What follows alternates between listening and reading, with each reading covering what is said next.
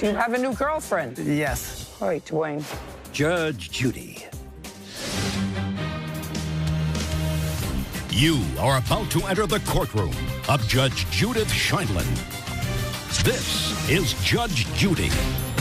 Nefera Tucker is suing her ex-boyfriend's ex-girlfriend, Nia Sykes, for vandalizing her car with a knife. Order.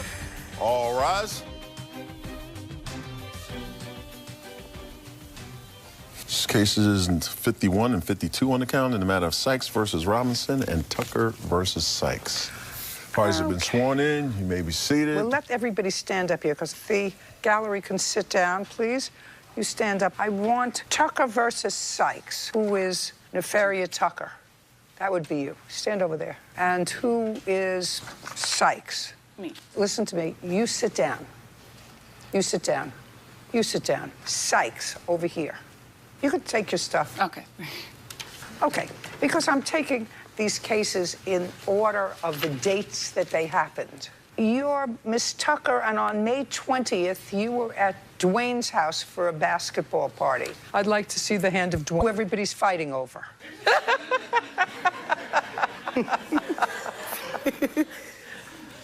Maybe. I don't know. Your car was vandalized. Yes, ma'am. How do you know Dwayne? I met him at a concert a few years ago. Did you date? For about a year. From when to when? 2017 to last year, May 20th. And you also date Dwayne. Was. From when to when? I met him in July 2001. Yes. In our relationship, we haven't been dating for over a year now. It ended the day the incident happened between me and Dwayne. You haven't been dating for a year. So you both stopped dating him at about the same time? You have a new girlfriend? Dwayne. Yes. Do you have a new girlfriend? Yes. Is that her? No, that's my daughter. All right, Dwayne. Where's the new girlfriend? She's not here. It is your claim, Miss Tucker, that Miss Sykes vandalized your car on May 20th. Yes, ma'am. Did you see her do it? Yes, ma'am. Tell me what time and where you were. I was at Dwayne's house. It was probably about between 4 and 6, around the time the game starts. What kind of game? Basketball game. Okay, so you were at his house to watch a basketball game? Yeah. Okay. The Warriors finals. Go ahead. During that time, I was making tacos and family members that were there. And this young lady came over to bring one of his other children. Do you have a child with him? Yes, I do. How many? One. How old? 3.5. Boy or girl? Girl. So you were bringing the little girl over to his house? Yes, I dropped my daughter off. Okay, and? So during the time of her dropping off this child, she picked up one of the knives I was chopping stuff up for the tacos with and went outside and went to town on my car. So that's, I mean, I could only watch. I didn't think. No, I want you to tell me what you saw. She took the knife. She took the knife and she wrote, "You can have him," on the side of my car first, and then she like swiveled around the back of it on the back of the hood, and then went to the front of it. On the front of it, swiveled all around, and... Can I see pictures of the car? Yes, I do have pictures of the car. I'd like to see it.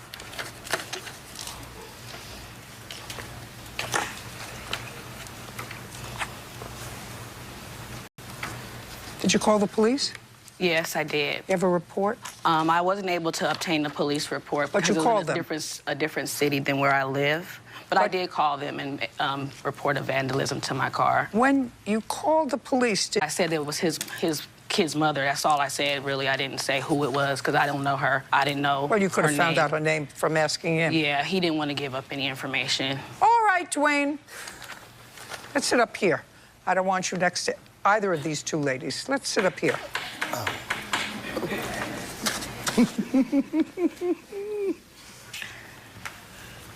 May 20th, you're watching the Warriors game. This young lady is bringing over your 3.5-year-old daughter. Who else was home? It was my other 3 daughters, my son, a couple other friends. I was watching the Warriors playoff game, and I was serving tacos for everybody.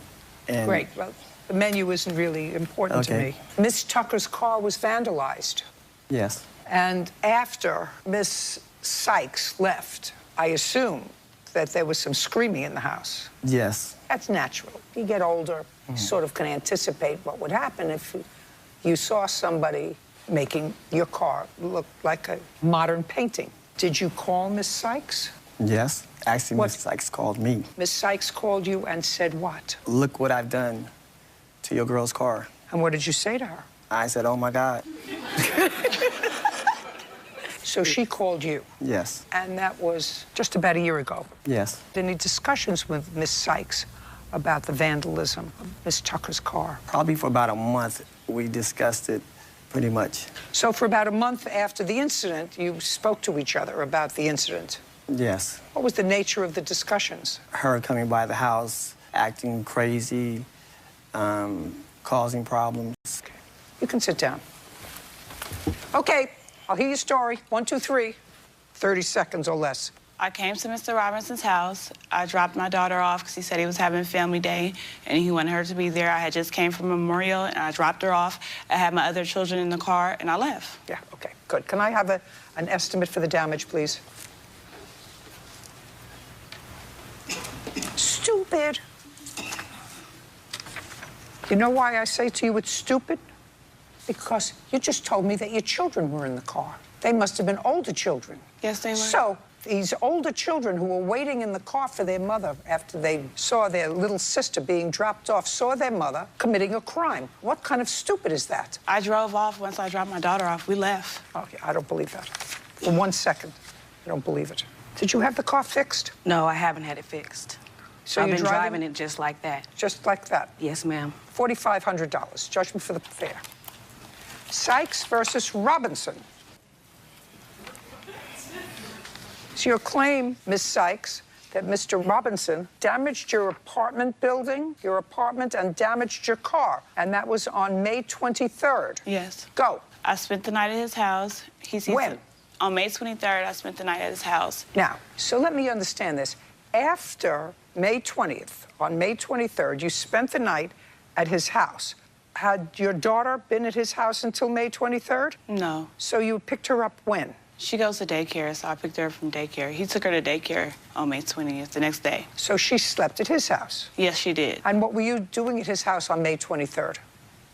What were you doing at his house on May... we were just spending the night together. So, what happened? Okay, I was sleeping, and he seen text messages on my phone from someone else texting me. He woke me up. He got very upset. We started arguing. So then I left. My daughter was there. I went back to my house. He kept calling me, threatening me, telling me he's gonna flatten my tires and he's gonna come after me. I had to go to work the next morning. So I went home and I parked my car around the corner just in case he did come to my house. He'd probably think, okay, she's not home. Parked my car around the corner. About 4 o'clock, about 4:30, he started calling me. My tires, he's flattening my tires. I see him doing it. Hold on. You didn't say you saw him doing it in your complaint. I have a Ms. police Sykes. report. I'm just telling you, in your complaint, you didn't say you saw it. You said, I awoke to more texts at 4 o'clock in the morning from Dwayne. He said he planned to slash my tires. When I rushed outside to stop him, I found all 4 tires flattened. Okay, now I'd like to see the police report. The apartment where I live in, you can see my car parked, and I seen him. And here are the pictures, and I also have a video. Shh. I'd like to see everything, one at a time. Were you arrested, Mr. Robinson? Were you arrested? Yes. Not at that time. Were you arrested for vandalizing her car? No. What were you arrested for? For having a beer, I was on probation. I wasn't allowed to drink. No, I'm not interested in that. Did you speak to the police that night on May 23rd, Mr. Robinson? No. Have you spoken to them about this incident since? No. Did you ever find out why the police didn't follow up with this? I just called 2 months later, and they said there was no report filed. I filed a report, but there was nothing done. They never sent me anything in the mail. That's why I'm here today. You got pictures of the car? Yes, I do. I'd like to I take have a look pictures. at the picture of the car and the garage door. And I also have a night.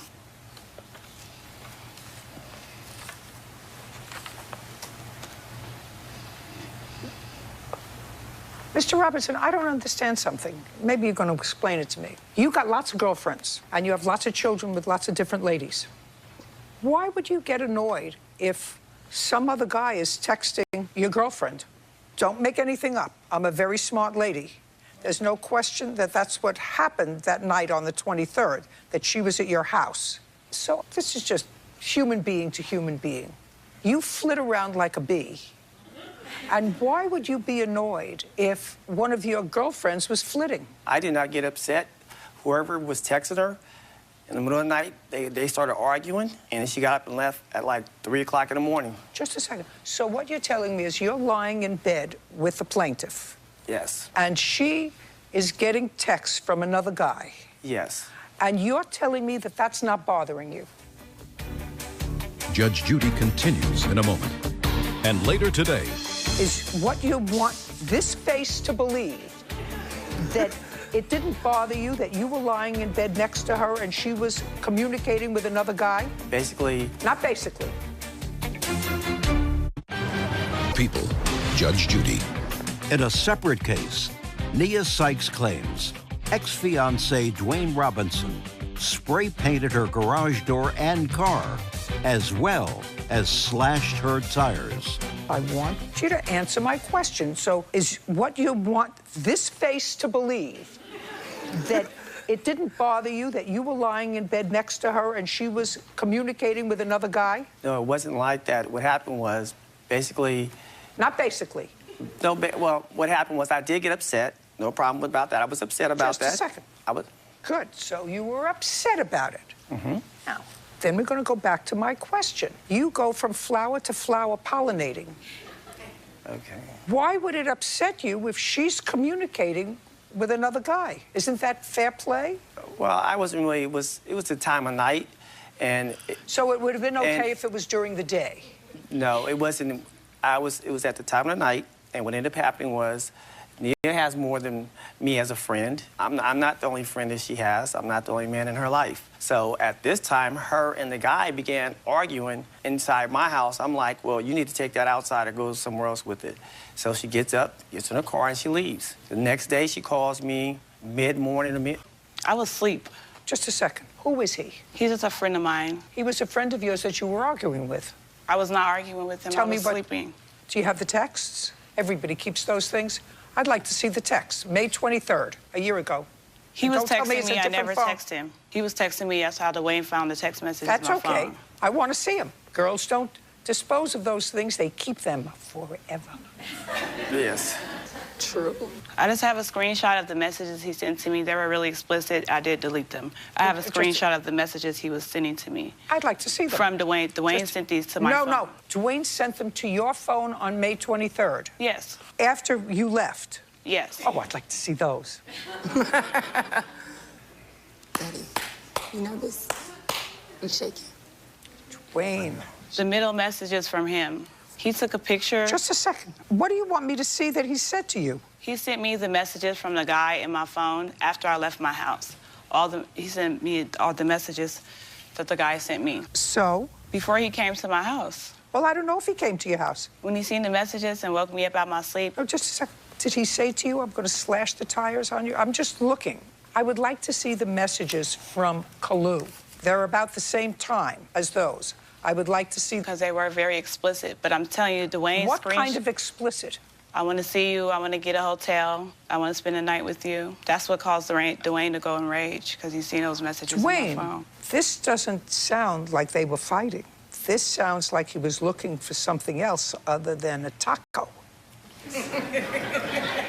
Tacos were on Sunday. I know. But he was looking for more, and this comes from you to her. I don't see any fighting here. That was just a screenshot. I don't see any fighting here. Okay, I took a screenshot. I don't see any fighting here. Can I see an estimate for your car, please? Yeah. And for the garage door? This is for my car has to get repainted because he spray painted all over my car. This is a receipt for the tires, and I had to hire a painting company to repaint the building that I lived in with our daughter.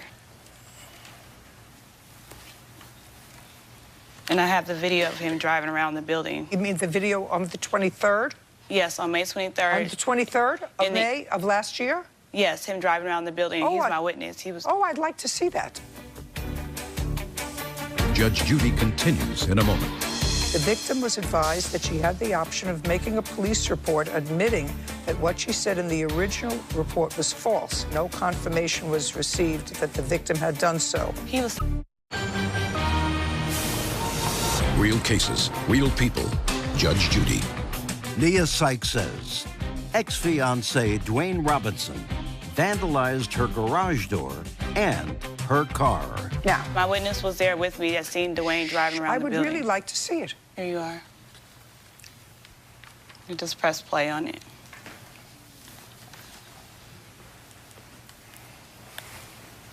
You just press play. He's coming by my house still.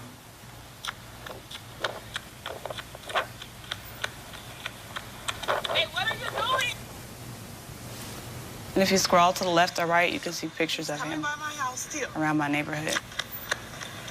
Is what you're showing me his car?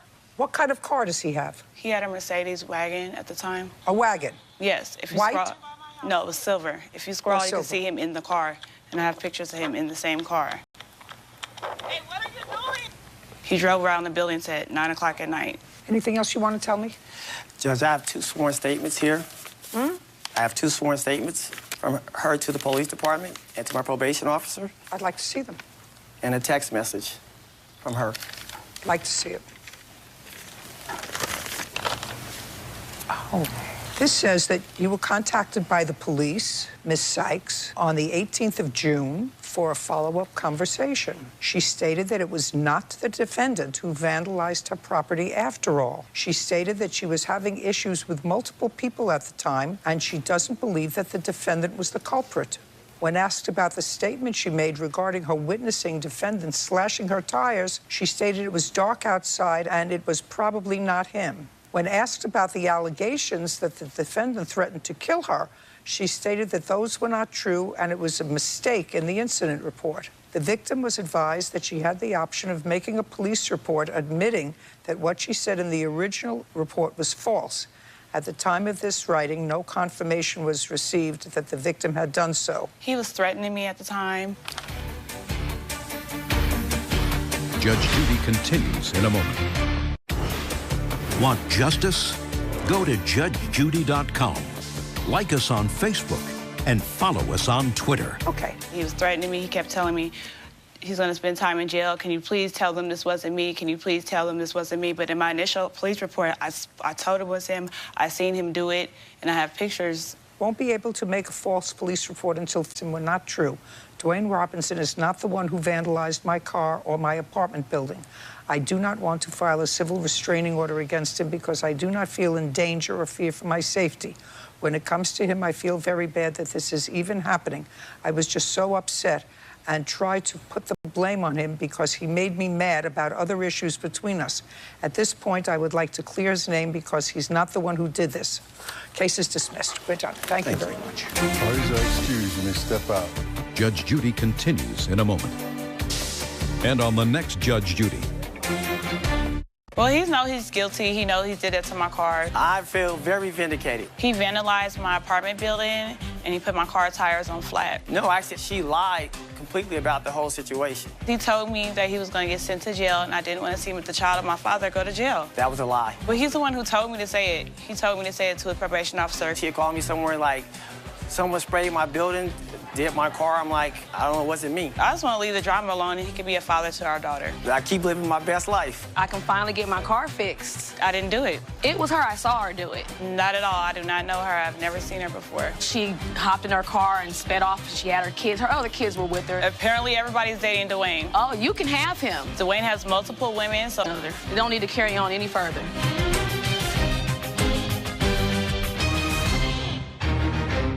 There was a physical struggle to get the dog off of the kitten. A vicious attack. The first thing I see is Ace with my kitten, Oreo, in its mouth, shaking it back and forth. Your Honor, I have no reason to believe my dog did this. Now 2 pet owners go to battle. I have a video of the dog and the cat together in my own backyard. Your dog mauled the plaintiff's cat. Seriously.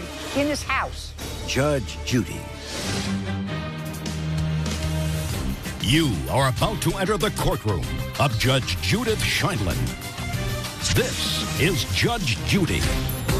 Richard Kimball is suing his neighbor, 25-year-old Riley Johnson, for vet bills after her husky ran into his house and mauled his kitten. Order. All rise.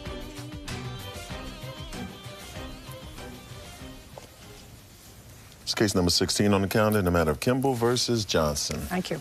Parties have been sworn in. You may be seated. Folks, have a seat, please. Miss Johnson, you have a husky. Yes, ma'am. How old is the dog? 4 years old. Does your dog regularly get out, or was this January 19th episode where your dog of the day did you notice your dog got out? I got a call at 8:55 p.m. on January 21st that my dog was out. Who did you get a call from? I got a call from my neighbor, Wes. Now, who was at home when the dog got out? I was at home watching TV upstairs in my bedroom. So you were home, Yes. and you didn't know your dog was out? No. On the 21st of January, when had you seen the dog immediately prior to 8:55 in the evening? I do feed him about 7 o'clock at night. Where? I go out to the garage and get his food and then bring it back in the kitchen and feed him. And went up back upstairs to watch TV, get ready for bed that night. You go out to the garage to get the dog's food, and the dog is in the house. Yes.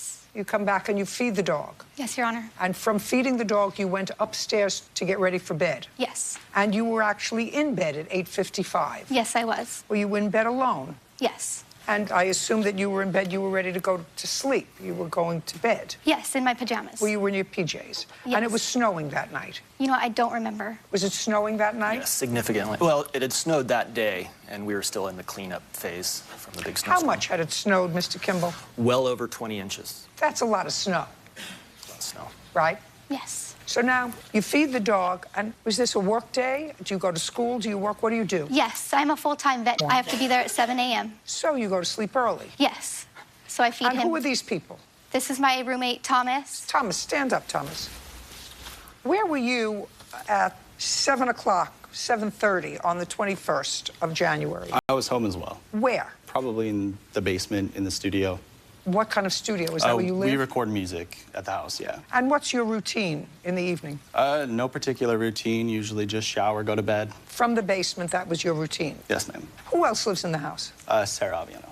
Who is she? She's my girlfriend. So she lives with you? Yes, Now, on the 21st, was she with you? I believe so. At 8:55, at about 9 o'clock in the evening, where were you and your girlfriend?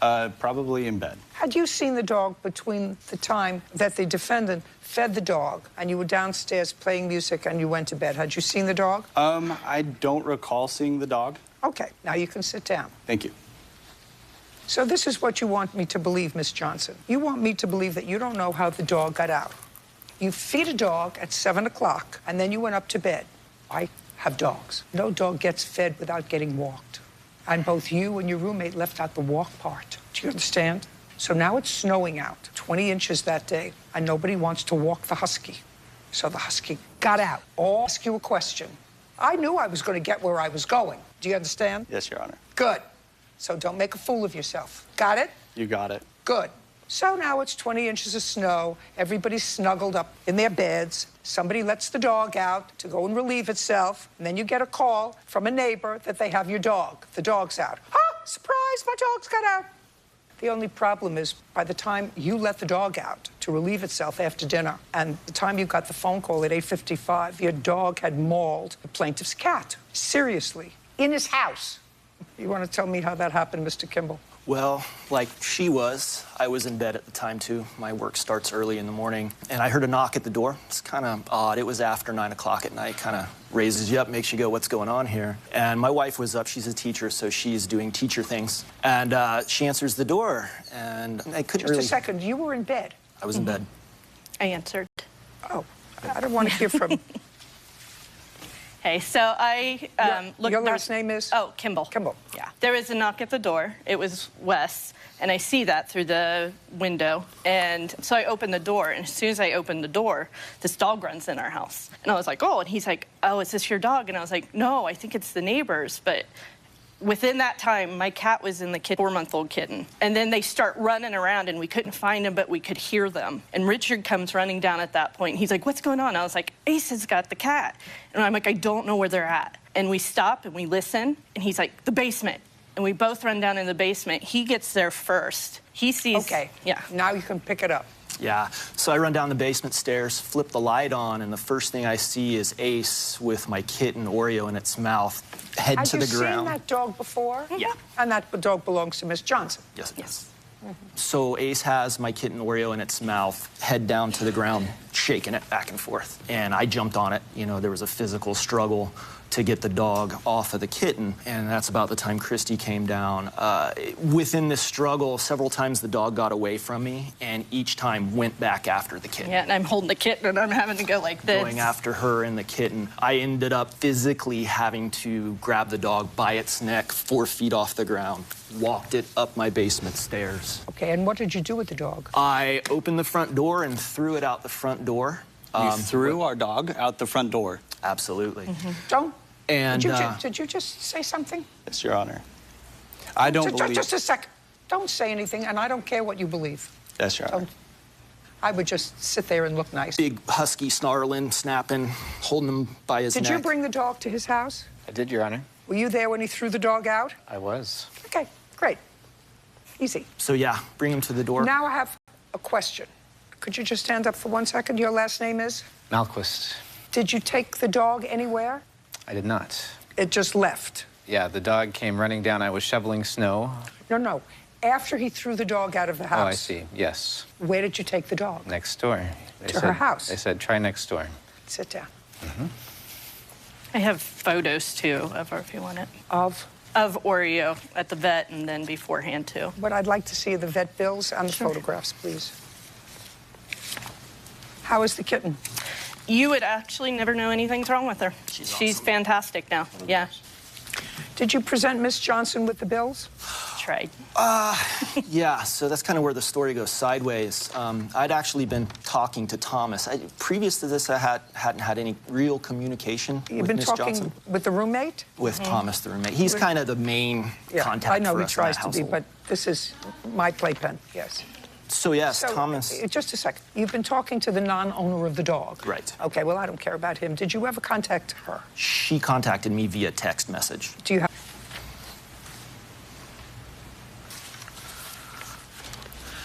The kitten had surgery? She did. I have the surgery report and the diagnosis as well. I'd like to see it, please. Okay. So originally with the... Shh, I'm reading.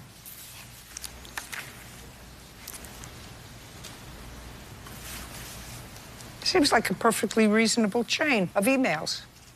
Well, Miss Johnson, let's be clear.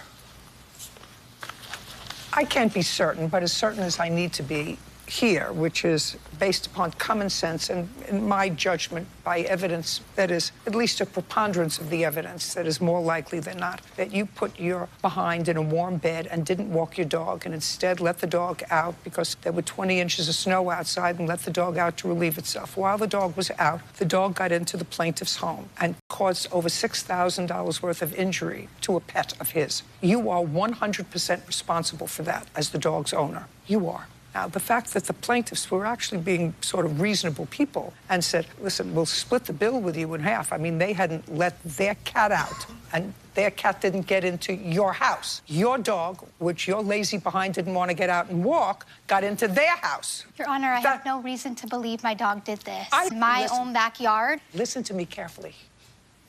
This man took your dog to his house and then took your dog home to your house. You have to stop being an idiot. Judge Judy continues in a moment. And later today... Miss Mosby, who did a nice thing for you, kept asking you, where's the money? Where are the payments? Oh, I forgot about it. Oh, I didn't think of it. Oh, I'm so sorry. I'm going to do it. What's wrong with you? Something's wrong with you, Mr. Murphy. Let's find out a little bit about you. Real cases, real people. Judge Judy. Richard Kimball says his neighbor, Riley Johnson, is responsible for his cat's vet bills after it was mauled by her husky. Now, this man took your dog to his house and then took your dog home to your house. You have to stop being an idiot because I assume you have family, right? I have a dad. Well, you wouldn't want your father to look at you and think that you're a fool. No. Okay, so this man who doesn't, you haven't been institutionalized psychiatrically in the past 6 months, have you, sir? Ma'am. Who doesn't look like a nut, took the dog to his, and then took the dog to your house, which you let into your house. So I don't care what you think. Judgment for the plaintiff in the amount of $5,000. We're finished. Thank you very much. Thank you. Parties are excused. You may step out. I have reason to believe that my dog did not do this attack. I saw it with my own 2 eyes. I pulled that dog off my kitten. They brought the cat in 6 hours after the attack on the medical bills, is what it said. Huskies, as a breed, are small prey driven. We had a husky. He was already home at the time. Nicest dog ever when we were around, but I do feel for them that their cat got hurt, I do, and as a vet tech. something small and free runs away, just want to go for it. But I believe my dog did not do the attack. And now, the next case. All parties in the matter of Mosby versus Murphy. Step forward. 20-year-old Melanie Mosby is suing her former friend, 20-year-old Aaron Murphy, for an unpaid loan for tires. Miss Mosby, did you ever date Mr. Murphy, or were you just friends? No, ma'am, I never dated him. So he was just a friend of yours? Yes, ma'am. How long have you known him? Since October of 2017, so about a year. And where did you meet him? I met him through a group chat, a local group chat. Online? On Snapchat, yes. I'm just curious, how does that work? I mean, Yeah, we lived in the same area and still do. And a local student made a big group chat for people who wanted to make more friends on campus and go to parties and gatherings. Okay, so let's stop there. So you go to school? Yes, I do. What school? I went to SIUE at the time. Now I go to Lewis and Clark Community College. And you, sir? I don't go to school. So, but this was supposed to be for people who were in school? Yes. Did it say for... No. No, It so was anybody open could to all actually locals. participate. And that's how you got to know him? Yes, ma'am. When, for the first time, did you meet him? September. I was friends with one of his friends, and that's how I met him in person. What was his friend's name? Jake. You claim that at some point, I think it was maybe a year after you met him, is that right? Yes, That ma'am. he told you, according to you, that he needed new tires? Yes, ma'am. Want to tell me how that came about? He had moved into a new place, gotten his dream car. But you had seen him? Oh, yes. We were best friends. We did everything together. We were best friends for that entire year. Okay. We went on a ride in his car because he had just got it. I had only ridden in it like once or twice before. And he mentioned that he had almost no tread left on his tires. They were dangerously low. And that he had the money to pay for the tires, but that he wanted to finance them with Meineke. And that he didn't have a credit card. But I did, and he asked me to sign up with my credit card. And that on a verbal agreement that he would pay. Okay. I had a card that had to be used to put on file to sign up for the credit card with Meineke, yes. Okay. What kind of card did you use? I used my debit credit MasterCard, and I signed up for a credit card with Synchrony Car Care. And how much did he charge on it for tires? $798, I'm sorry, and 94 cents. Were you with him when he signed up for Yes, the ma'am. tires? You went with him to Meineke? Yes, it was signed under his name, his address, his phone number, and my card. Did he make any payments on the card? He did not.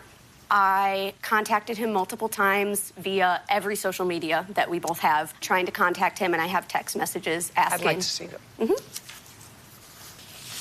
This is the first conversation, and this is the second.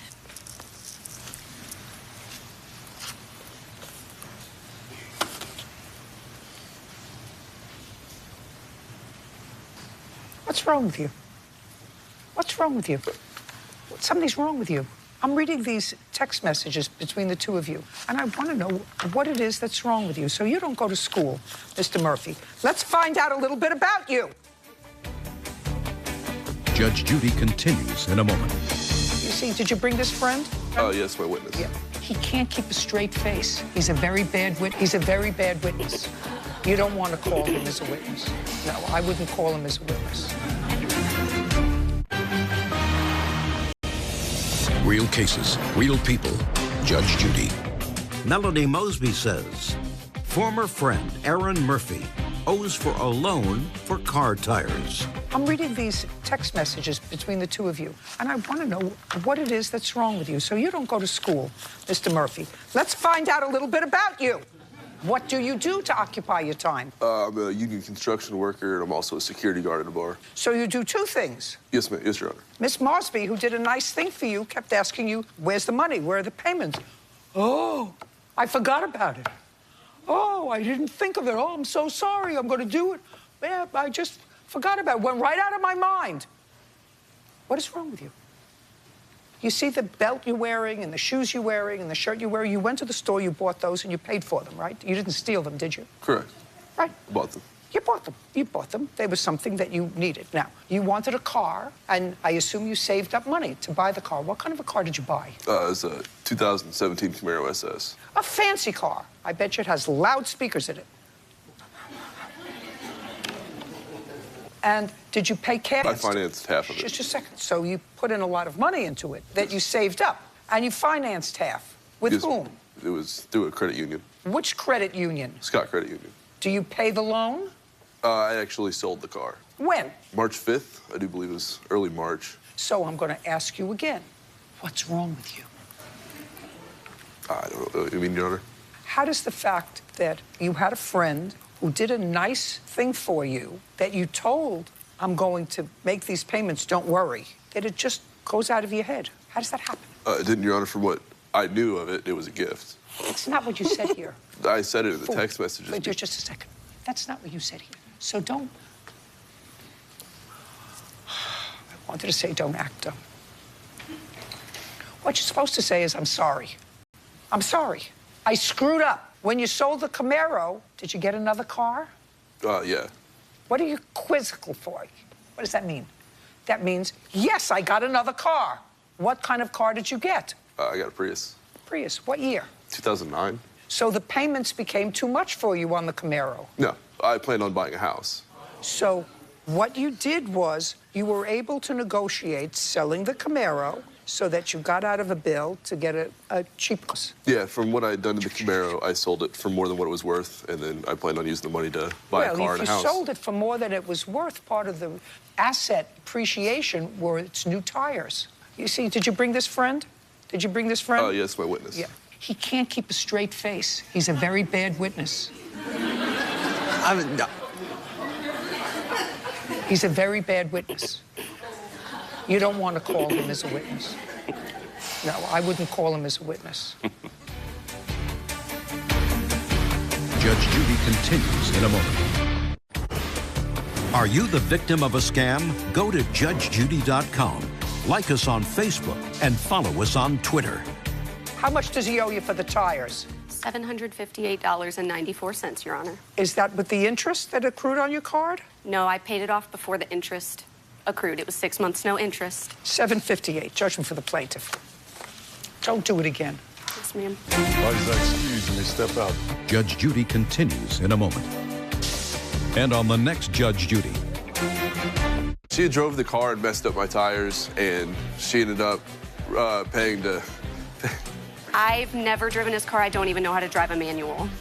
Paying to repair the tires, and... Hated him, or that I was jealous that he had a girlfriend or that he was dating someone. She ended up finding out I was dating somebody else, wanted the money back, and... But I had a boyfriend at the time, and he's asked me to date him before, and I said no, so... I know what happened, she knows what happens, and I'll leave it at that. I've learned that I need to stick around my own people. I'll leave that up to her. And not hang out with people that do things that I don't do. Whether it's time to call it quits or put it back together. Never gonna happen again. No, lesson learned.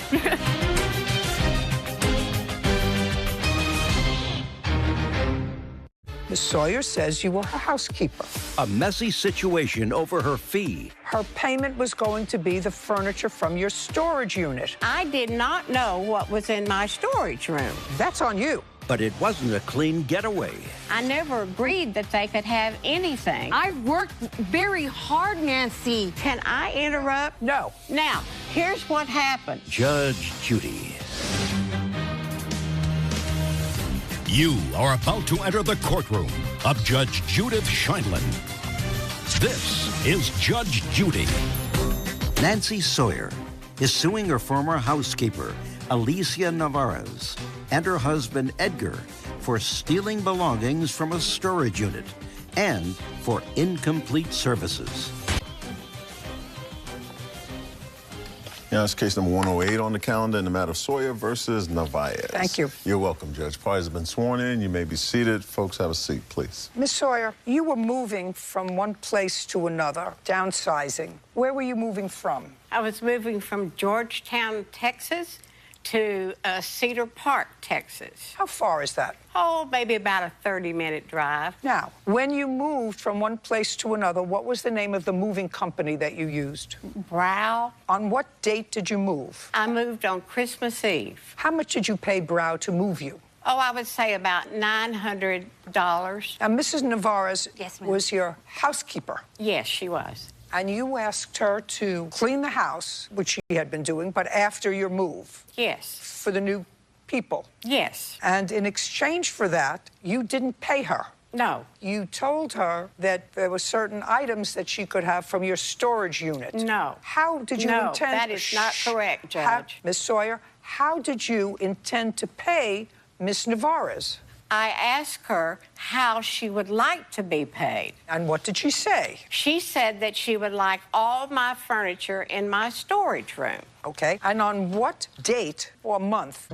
It was probably shortly after the first of the year. Well, you told me that Brow moved you on Christmas Eve. That would be in December. And she was cleaning after you moved in January? She was cleaning between December and January. I had to be out of the house by January 4th. Oh, so But she continued to clean even after the 4th. And for that, her payment was going to be the furniture from your storage unit. Not exactly. Well, you tell me it was a conditional agreement between us that I did not know what was in my storage room because I had never seen what was moved into my storage room. So I said on the condition that I be able to see what was in that storage room before any action was taken, and then we would go together and look at what was in that storage room. Well, why didn't you go do that before she started to work? Because I couldn't find the key. My son had taken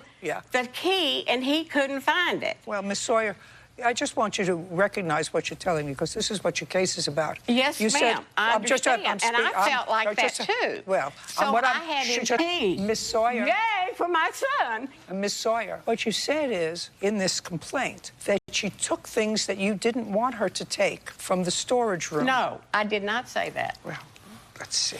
She took things, but you need to listen to me. No, I don't need to listen to you. You need to listen to me, No. because I'm Miss Sawyer, because now I'm speaking. I understand No, they're good. but I'm reading. I haven't finished my story. I didn't ask you for any more of your story. This isn't free form. No.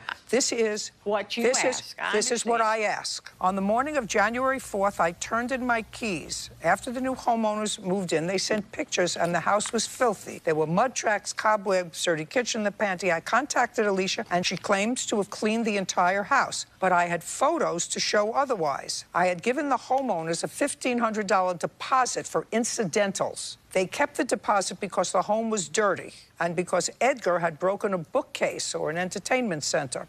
By this point, I had given the key to the storage to Edgar. We had gone to the unit but planned to come back when we had better lighting. Well, according to you, they did work for which you did not pay them. And I'm going to ask you, how much do you think that they did in work between December and January? Because certainly she worked for you. I do that. Well, then, I do you know tell that. me, then and since you didn't know what was in the storage unit, that's on you. How do you know that they took things that you didn't want them to take? Because I told both of them that no action, I never agreed that they could have anything until I saw what was in the storage room. They both knew that. Don't tell me what they knew. So when we... Just listen to me. You can't tell me what they knew. You can tell me what you said to them. What and they I said said to them. shh. What you said to them and what they said to you. But you can't tell me what they knew. That calls for you going into their brain. But they said okay. You can tell me what they said, and you did, in fact, go to the storage unit with them. I went with Edgar. I don't care if you went with Edgar or her or the kids or the cousins or whatever. You went to the storage unit with one of the defendants. On what date did you go to the storage unit with one of the defendants? It was shortly after the 4th. And we went, it was late in the afternoon, it was getting dark, and I wanted him to see what was in the storage room. And there, right within maybe 15 inches of the storage room door, was my son's, when he was a teenager, his whole bedroom suite. And so Edgar got his cell phone, and he turned on the flashlight that was in his cell phone, and he was holding it up, trying to shine behind my son's bedroom suit. The only thing I could see was my mother and daddy's bedroom suit at the very back wall. Now, this was a bedroom suit that they had had. Don't go off to a tributary. Just tell me, you saw your son's bedroom set and your parents' bedroom set. That was old, very old. I don't care if it was old. This has to be old. Like, We're it old. attributes So your to parents the are value. your parents are older. It attributes to the value of it. How much did you pay them to do the cleaning? And in addition to cleaning, did they ever move anything from the house to your new house?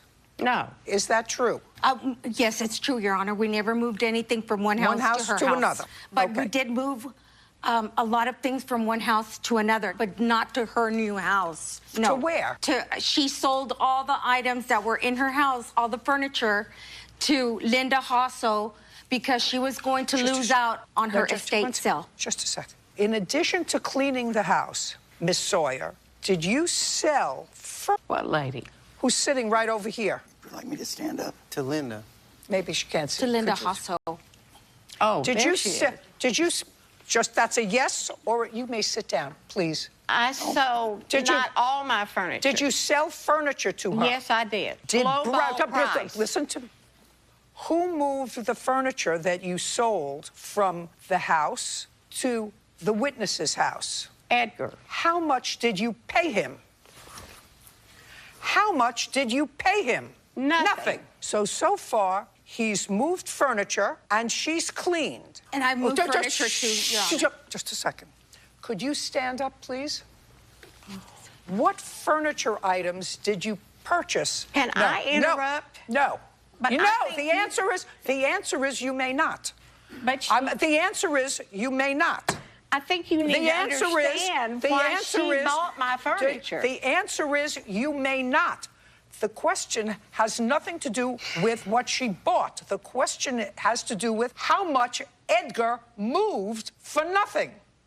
Now, would you tell me what items that you purchased from Miss Sawyer? There was a living room couch and chair and coffee table and end tables, a desk, and there was mistakenly asked her if the entertainment center went. Okay, how much did you pay for all of that? $3,000. And how were these big items delivered? I took and rented a U-Haul truck, and then I hired Edgar and Alicia to help me move this stuff. Did you pay them? Yes. How much did you pay them? A total of $400. Okay, so you paid them $400. Now you may sit down. Did you move put your hand down. Did you move any furniture other than to her house? Yes, Your Honor. To whose? To her vehicle. I did move some stuff into her car. Just a second. I read your answer. Your answer said that you did a lot of other things moving. Now, you brought her, but she paid you for moving. So that's not Miss Sawyer's responsibility to pay you for moving, because you got paid for moving from your witness, correct? Correct. Correct. So all we are talking about is your cleaning service. How many days did you clean? Approximately, maybe... No, I don't want to know approximately. Maybe about 6 days total. She had trash in her garage. Listen to me carefully. Did you work for Miss Sawyer before? Yes, ma'am. For how long? Probably by that time about... Talk. Miss Sawyer says you were her housekeeper. For how long were you her housekeeper before she moved? 6 months, a year, Oh, yeah, 2 it years. was about maybe approximately like 7 months. And how much did she pay you? $80 every time I went there. And she paid you for every day that you worked there. Yes, Now, ma'am. there came a time when she stopped paying you. Correct. And that was because you made an arrangement with her that you would get the stuff in the storage room. Correct. Now, She claimed she had a lot of antiques in there. Don't speak. Judge Judy continues in a moment. She cleaned the house, and you didn't pay her anything. I was willing, Judge, but if there was something I wanted, then I would take that. Or if you wanted everything. Real cases, real people. Judge Judy. Nancy Sawyer says her former housekeeper, Alicia Navarez, and her husband, Edgar, owe for stealing furniture from her storage unit and for not properly cleaning her home when she moved out. Now, had you ever been in the storage room? No, ma'am. Did she pay you up until January 4th? Yes. So it was the after cleaning, the moving out cleaning, that you were going to be paid from the storage? No. Yes. And on January 4th, you sent your husband and the plaintiff to the storage unit to look and see what was in the storage unit. No. Did you go to the storage unit with the plaintiff on January 4th? He just went there to pick up the key. I don't. Just No, a second. he didn't. Yes, he Hey, did. I'm not asking you anything. I'm talking to him. Do you understand? Yes, ma'am. On January 4th, did you and Miss Sawyer go to the storage unit together? She says you did. It was actually the 6th, but yes, I met her there. It was the 6th? Yeah. Between the 4th and the 6th, did you do any cleaning? Yes. On what date did you do cleaning? I started on the 4th. Don't chatter. Don't chatter. Between the 4th and the 6th, what day did you do cleaning? 4th, 5th, and 6th. And 7th and 8th. So you did cleaning on the 4th without knowing what was in the storage unit. Your Honor, our agreement... but you need to hear this because it's very important. Our agreement was not agreed upon the storage on the 4th. This was on January the 6th that I agreed to get paid with that storage key. That's right, but that was after your husband... Him to pick up the storage key. That is not true. Miss, I want you to understand that you cannot have people work for you for nothing. Oh, I understand that. Yeah, And well, I so was willing to do that, but what she is saying is not true. Well, how do you expect me to resolve the fact that the defendant worked and cleaned your house up until January 4th, for which you paid her $80 a day, and after that, after you moved out, and Brow moved you, but I know what it's like to move out of a house, what it looks like, and trash, okay? And after that, you didn't pay her anything. She cleaned the house, and you didn't pay her anything. I was willing, Judge, but this is what happened that you haven't given me a chance to tell you, okay? This is what happened. When I left the key with Edgar, I told him this is for he and Alicia to come back together and go through the storage room. And then I would come and join up with them another day, and we would go through, and I would see if there was anything that I wanted out of that storage room. Now, does that make sense? And so we would agree when we could get together. And if there was something I wanted, then I would take that. Or if you wanted everything. And then they had done the work. Well, I knew at least 2 things that were in there. Well, then you draw up a piece of paper and say you can't have these 2 things. You went there. Judge Judy continues in a moment. The work that Alicia did, how much do you think it was worth? I would have given her the whole storage room if there was not one piece of furniture that I wanted. Okay. Real cases, real people. Judge Judy. Nancy Sawyer is accusing her former housekeeper, Alicia Navarez, and her husband, Edgar, of theft and for not properly cleaning her home when she moved out. Okay. What I'm saying to you, Miss Sawyer, is did you say to them, instead of giving him the key to the storage, which you gave him the key to the storage, I don't care. Why would you do that? Alicia could come and see what was in there. Then we would get together, and I would see if there was anything that was meaningful to me. Yeah. Okay. And Miss then Sawyer, they could have the rest. Miss Sawyer. But may I finish, please, Judge? No. This is an important part, and because I considered them my friends. I trusted them. Miss Sawyer, the work that Alicia did, how much do you think it was worth? It was worth giving her as a recommendation to the new buyers. I trusted her. She was wonderful. Just a second.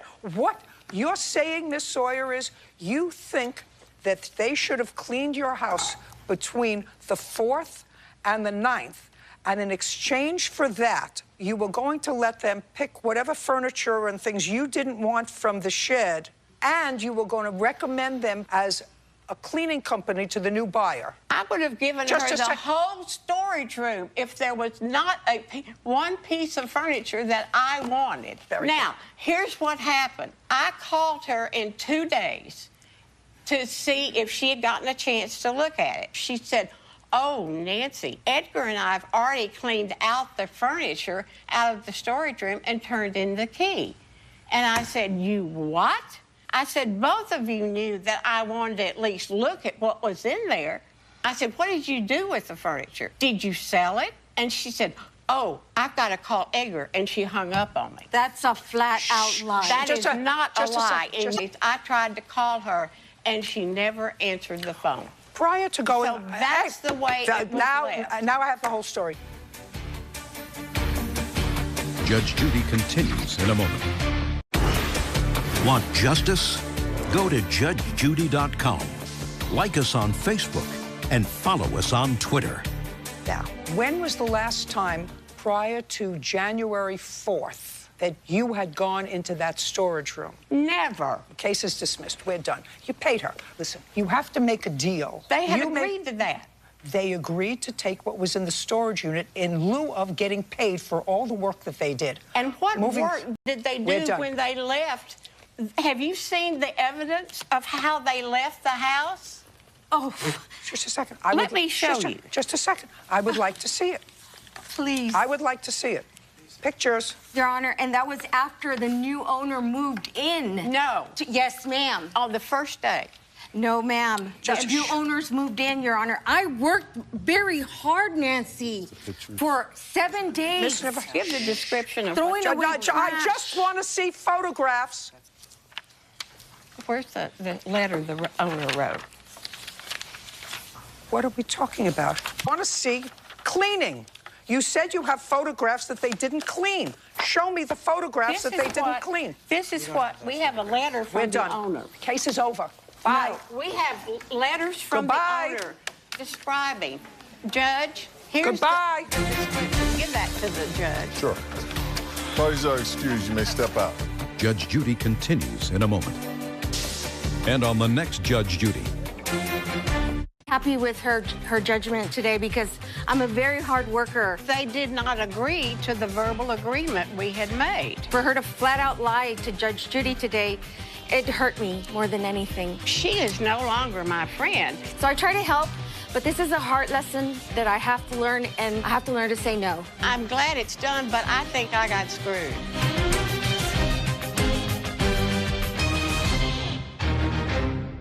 The dog rushed us in the street. Your dog killed Miss Perry's dog. She didn't have control of that dog at all. And I had control of her at all times. What happened this morning? I was walking the dog. She pulled me down. She dragged me right down. I lost control of the leash. Either you lied to the police or you lied to me. I lied to the police. Oh. Actually, that was the wrong answer. The police aren't going to like to hear that. Judge Judy. You are about to enter the courtroom of Judge Judith Scheindlin. This is Judge Judy. Deborah Perry is suing her neighbor, Tracy Clemens, and Tracy's boyfriend, Dale Taylor, for damages after Dale's dog attacked and killed her dog. Order. All rise. It's case number 72 on the calendar in the matter of Perry versus Clemens Taylor. Thank you. You're welcome, Judge. Parties have been sworn in. You may be seated, sir. Have a seat. Miss Clemens, do you and Mr. Taylor live together? No. Mr. Taylor, you live in a house or an apartment? Apartment. You live alone or with others? I live alone. How large is your apartment? It's a studio. And when did you get your dog? I got her like 5 years ago. From where? Through my uncle. He had puppies. How long have you and Miss Clemens been a couple? Well, for the past 3 years. How long have you been walking his dog, Miss Clemens? Approximately about a year. How many times a day do you walk his dog? Not very often. I don't see it very often. Not every day. On February 16th, you were walking his dog? Yes. And you take his dog out on a leash? Yes, always. And your dog is a pit bull? Half lab, half pit bull. And your dog was a Yorkie? Yes, Your Honor. that you were walking on February. Case is that your dog, Mr. Taylor, there is no question that your dog killed Miss Perry's dog during that walk on February 16th. You were not there. Miss Clements was there, correct? The defense is, and I assume it's Miss Clements' defense, because actually you're the dog owner, so she's suing the person who had control of the dog as well as the dog's owner. Miss Clements' defense is that it was the Yorkie's fault. Correct. Well, that's her defense. You don't know that that's true. And then there is a counterclaim because your dog was quarantined and there were fees of $175. And your claim is because it was the plaintiff's fault, she should pay for the quarantine fees for your dog. That's the counterclaim. Now, let's take two issues. At what time, Miss Clements, did you get to Mr. Taylor's house to walk the dog? I didn't walk the dog at his house. Where did you walk the dog? I walked the dog on the block that I live on. Was the dog staying with you? No. How did the dog get to your house? Because I had the dog in my car. The dog was in your car. At what time on February 16th did the dog get in your car? 8-ish. 8-ish is not a time. I walked the dog around 8:20 or 8:15 in the morning. What do you mean you walked the dog at 8:15 in the morning? Yeah, I was on my way to a funeral, and I was walking the dog on my block. You said that the dog doesn't stay with you. The dog stays with you. Get to your block. In my car. So did you pick up the dog from... Yes, I picked up the dog. You know, slippery. You picked up the dog from his house. Yes. What time? In the morning. Time? 7. And at 7 a.m., where did you take the dog? To my house. So the dog was in your house? Yeah, it was on the way to my house.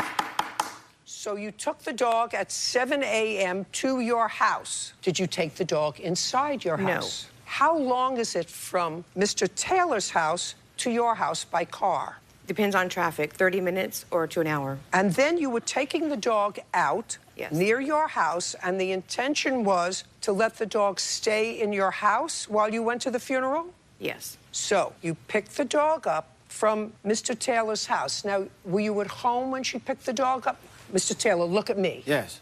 This is not going to be easy. Right. Were you at home when she picked the dog up? Yes. What time did she pick the dog up?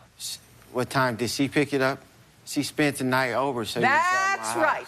There we go. Wouldn't that have made it easier? She stayed over. If you tell the truth, you don't have to have a good memory, Slippery. Do you understand? So you stayed over at Mr. Taylor's house. See, because he's not even smart enough to listen over at his house. And you left his house at what time, Miss Clements? 7. To take the dog to your house to spend the day at your house? No.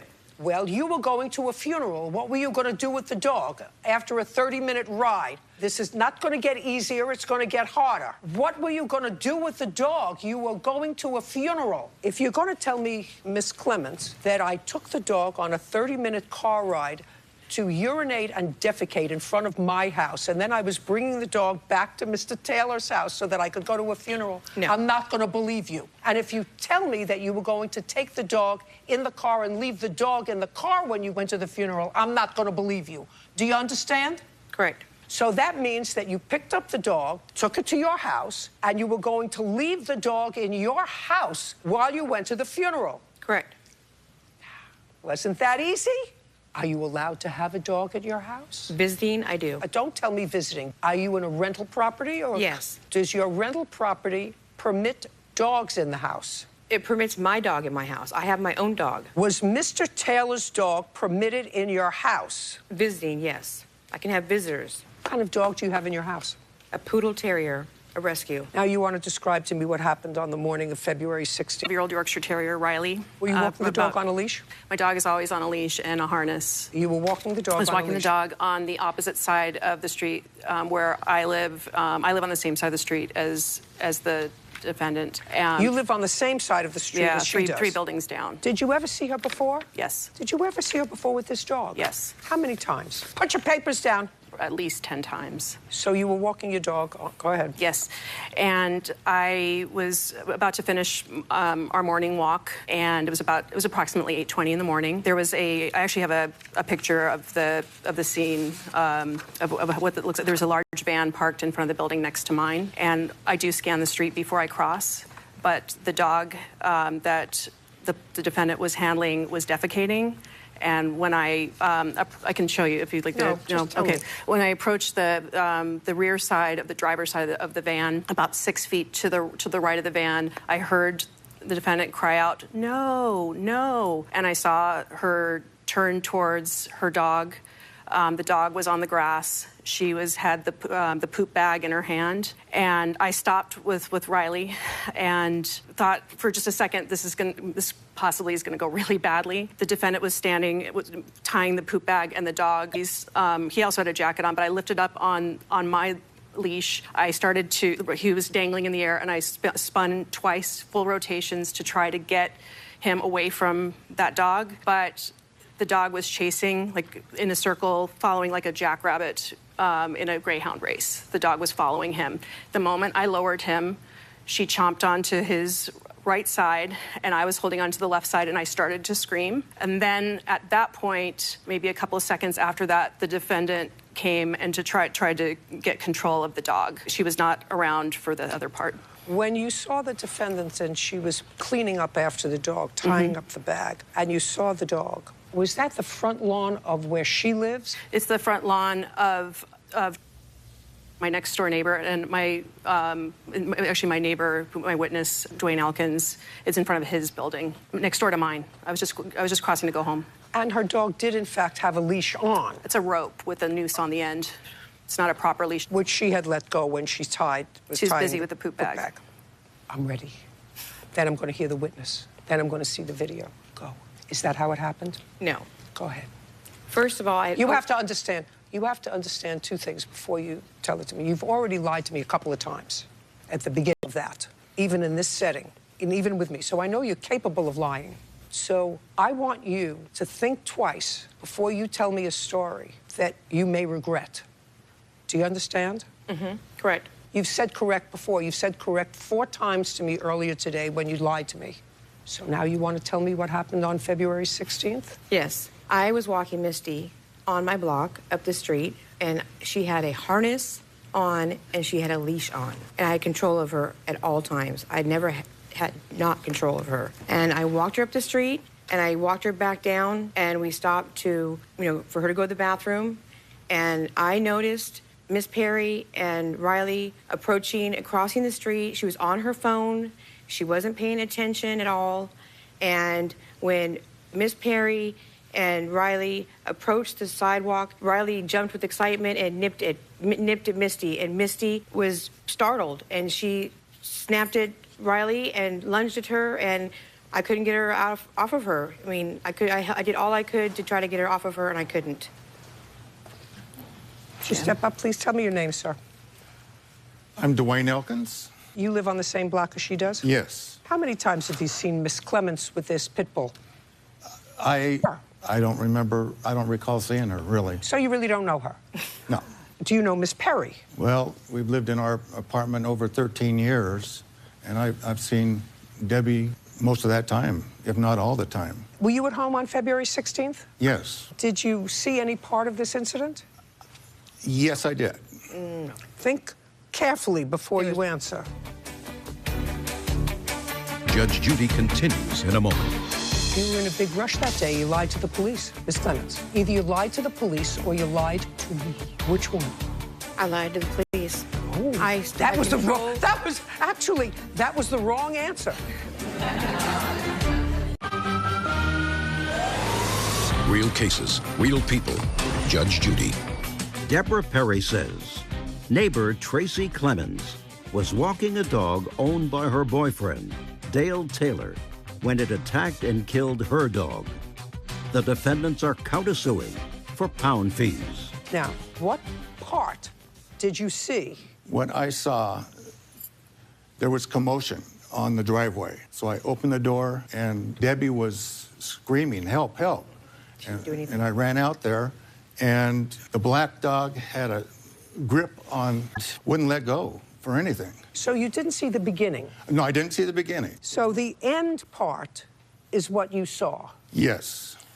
Go ahead. I did see, it was like there was just a rope, and she didn't have control of that dog at all. I always did you do anything? Yes, I did. I glanced on my porch. I had a I had a broom, so I went and got that and started pounding on the dog, and he wouldn't let go, and it broke. I broke the broom, and so there wasn't much else to do. It looked like Riley. Okay. Yes, sir. I was just saying, the pet bull is a miniature pet bull, weigh 25 pounds. If you hit that pet bull, the Labrador with a stick or something, it's a miniature. It's not a big one. It don't weigh over 25 pounds. So if you hit it with anything, it would have let go. It's a little bitty dog. It's not no normal size pet I don't bull. care what you think. She's claiming that she used a shovel. I don't care what you think. All right. Okay. Mr. Taylor, you live in a studio. You live by yourself. Yes. Have any kids? Have any kids is the question. Yes or no? Yes. What are you looking over there for? There's nothing wrong with having children. Right. How many children do you have? One. How old? Newborn, a few months. Few months. Right. Where does he live? They mom. In the same town as you? Yes. Often? She acts funny about once every 2 weeks. Okay. So I'm just telling you, before I look at the video, and I have to, in all fairness to you, you know, people know that I think that people who have pit bulls are crazy and stupid. People out there know, and I get all kinds of mail when I say that. So sometimes people send me mail. So somebody sent me just last week this article, which I actually thought was interesting, and I want you to read, because now you have a new baby. Yeah, Just listen to me.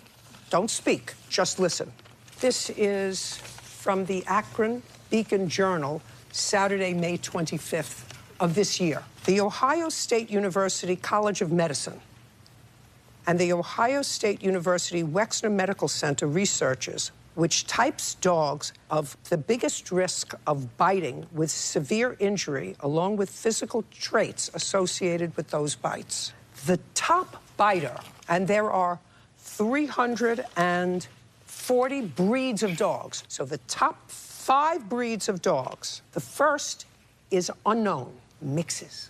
The second in order, pit bulls, mixed breeds, German shepherds, Terrier Rottweilers. Do you understand? Yes. This article says that the study of researching and documenting dog bites in hospitals, and the doctor who conducted, was part of the group that conducted the study, he said the results of the survey is not a surprise. It's an open secret. It's always pit bulls. But the problem are the number of people who own pit bulls and are in permanent denial. They just are.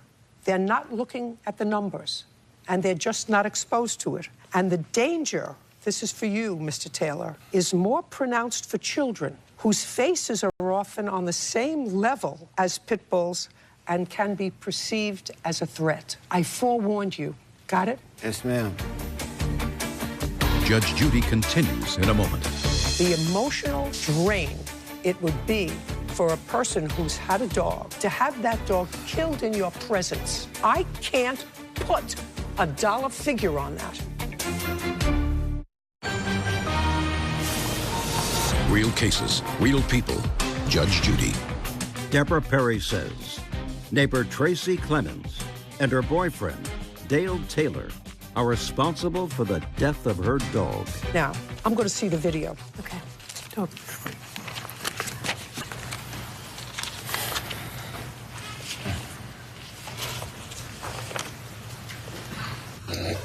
Ma'am, have you got a second, please? Yeah. I'm on the way to go to a funeral. Could you wait right here? Yeah. Is that your dog? No, it's my friend's dog. Where's your friend? He's not here. I just been watching the dog. Your dog sitting? Yeah. What is your friend's name? Dale. Dale. Last name? Mission. Okay. Mission. How do you spell that? MISSIE-ON. But the owner of the dog is Dale Taylor? Yes. Is that a male? Yes. Caucasian? Do you know where he lives? LA. The address? I don't have his address. I don't know that information. Phone number? No, I don't know that information. So how do they reach you? How do you reach them? I don't have the information right now. Is it in your phone? No. How do you reach this person? What happened this morning? I was walking the dog. I was walking her like I've been walking her, and I was on this grass, and they're right here. And she saw the dog, and she pulled me down. She literally just dragged me right down, and I've never seen that before. So she dragged me right down. I lost control of the leash, and she clamped on the dog and she wouldn't let the dog. Do you go get the dog? Yes, I guess. Where do you get the dog? I babysit the dog. Well, you so far, yeah, being completely honest, because I went from Dale Mission to Dale Taylor. I'm in shock. Now it's you go pick up the dog. Now he brings the dog. I'm in shock. Okay, but being in shock and lying, I mean, please, we just need their information.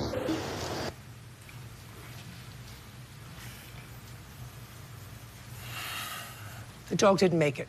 And sit down, sir. So, you were in a big rush that day. You lied to the police. Either you lied to the police or you lied to me, Miss Clemens. Either you lied to the police or you lied to me. Which one? I lied to the police. Oh, that was the wrong answer. The police aren't going to like to hear that. That you gave a false statement to the police. The police aren't going to like to hear that. Judge Judy continues in a moment. Want justice? Go to judgejudy.com. Like us on Facebook and follow us on Twitter. Okay, listen out there. If you have pit bulls, I feel sorry for you. Don't write me a letter. Don't put it on my Facebook page. I'm not interested. We take it down. If you're stupid and you've been warned and your pit bull hurt somebody, has your pit bull ever hurt anybody before? No, ma'am. Okay, so Mr. Taylor, is this lesson because your girlfriend told the police that she lost control of your dog and the dog pulled her down. That's what she told the police, right? I saw that. Now, right. It was a surprise to you, right? It came from the police officer's body cam. Right. Right? Now you know what your dog is capable of. So I actually think that the owners, people who own pit bulls or who take responsibility for them, have to be responsible for the damage that they do. And I cannot even put a number, a dollar number, on the emotional drain it would be for a person who's had a dog, not only for 12 years, a year, 2 years, to have that dog killed in your presence. I can't put a dollar figure on that. The only dollar figure that I can put on it is the dollar figure that I have here. That's the maximum for me. Judgment for the plaintiff in the amount of $5,000. We're finished. Parties are excused and they step out. Judge Judy continues in a moment. And on the next Judge Judy. I don't really have thoughts. I've cried every day since it happened. I don't really have any comment. She seemed to have no remorse or no empathy. I just want to put it behind me. The dog broke completely away from that woman and shook him like a rag doll. I pray, ask God to forgive me. Rest in peace, Riley.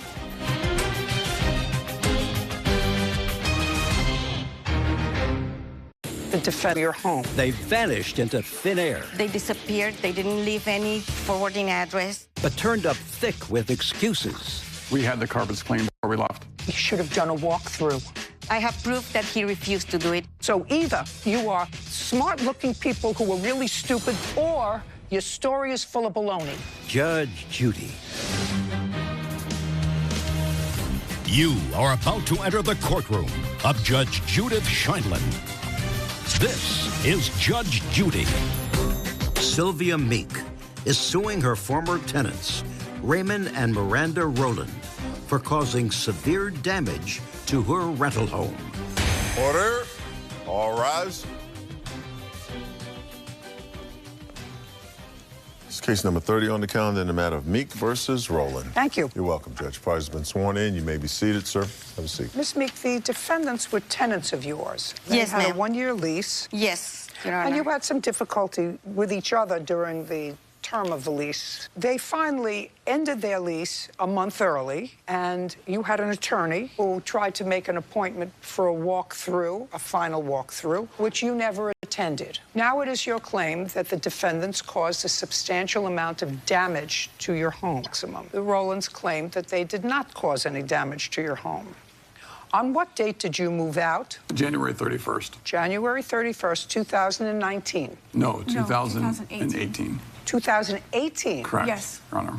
It's been over a year. I would like to see photographs of the house when they moved in, and I assume you moved in on or about January or February of 2017. March of 2017. Do you have photographs of the house when you moved in? We do not, Your Honor, because... You do not? Correct. Okay, because you didn't. Do you have photographs of the house in Yes, Your Honor. March of 2017? Yes, Your Honor. I'd like to look at them. Thank you.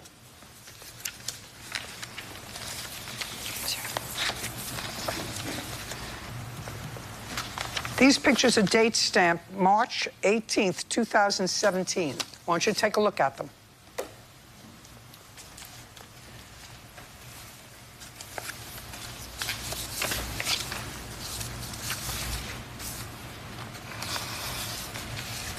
Pictures are date stamped March 18th. Is that when you moved in? Yes. Yes. All right, so those pictures are a fair and accurate representation of what the carpets and the floors looked like at the time that you moved in. It's hard to see something. Lots of stains on the carpet.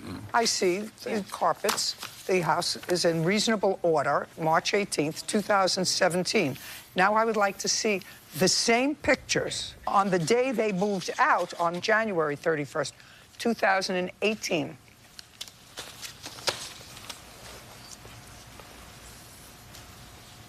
Well, these aren't date stamped. No, Your Honor, because I took them with my phone, but they don't have a date. Well, they're not responsible for this. For what, Your Honor? They're not responsible for this. They had 2 dogs, Your Honor. The deck was perfectly clean, and I had it painted before. I don't want you to speak. Okay. I didn't ask you anything. I had the deck painted before they moved in, Your Honor. Oh, yeah. Just a second. I can't see that the deck was painted. It was not painted before. I can't tell that this deck was painted. It's blue. It was blue.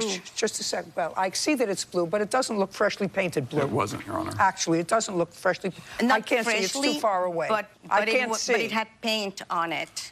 Listen to me. There's a difference between having paint on it and being freshly painted. It doesn't look freshly painted to me, even in your before pictures. That's all I'm saying to you. Okay. I'd like you to tell me what this square is. Locked himself into our daughter's room, and he tore the carpet next to the door trying to get out. Okay, then you have to replace the carpet. And that's what the pet fee would be covered. No. You have a $500 pet deposit. Pet deposit. That's what that Your Honor, it wasn't a deposit. I don't speak. Sorry. That doesn't cover putting in all new carpet. It was a 12 by 12 room, Your Honor. It doesn't cover putting in a whole new room of carpet. It does, Your Honor. I'm a residential contractor.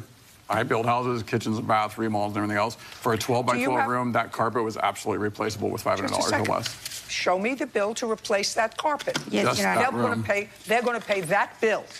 Yes, Your Honor. Did they use their last month's rent as security deposit, or when was the last time they paid rent? December. Is that correct? It is correct, and when she hired So you lived there until January 31st, and you did not pay January's rent? Correct. Based on the contract that we signed, we had that at liberty. What?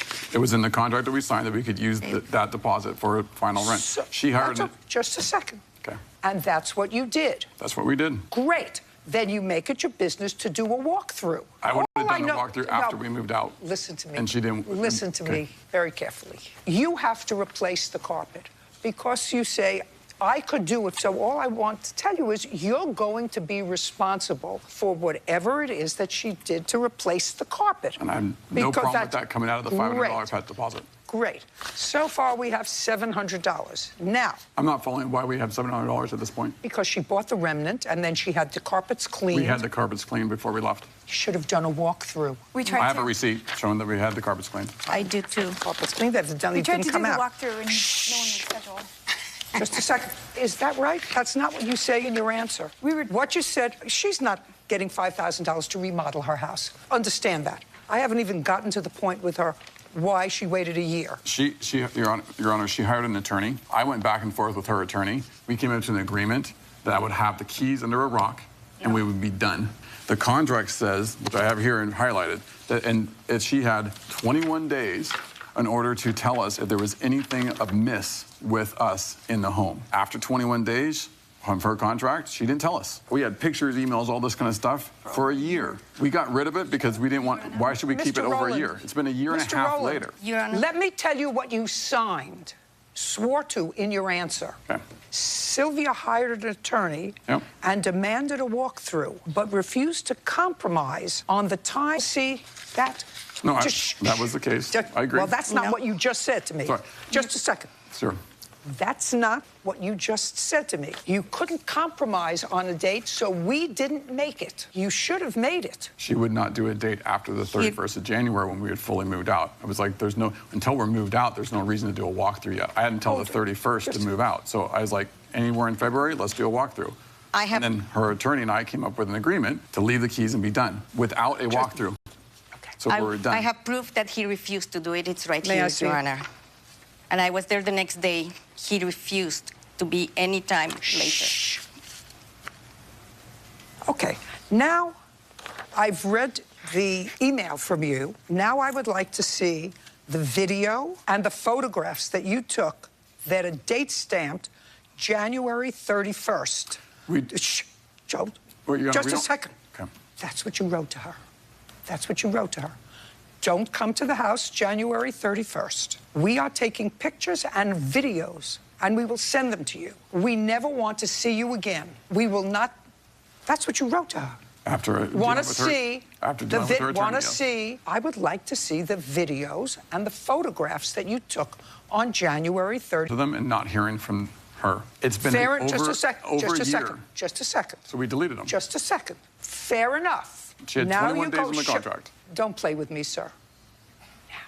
Now you're going to tell me what took you a year, because he says, I held on to the video and the photographs for a year. Not that I believe him, but a year is a long time for you to give him notice, he and his wife, that there was substantial damage when you went into the house in February. They moved out January 31st. Now you're going to tell me what took you a year. First of all, they disappeared. They didn't leave any forwarding address. They didn't want to hear or receive anything They from didn't. me. Shh, And just a second. They didn't leave a forwarding address. Is that correct? yes, ma'am, With you? with me. Did you leave a forwarding address with her attorney? That's a very easy thing for me to find out. That's either a yes or a no. I don't recall. So that would be a no. Did you have proof, or do you have any proof that you left her a forwarding address where you were going to be?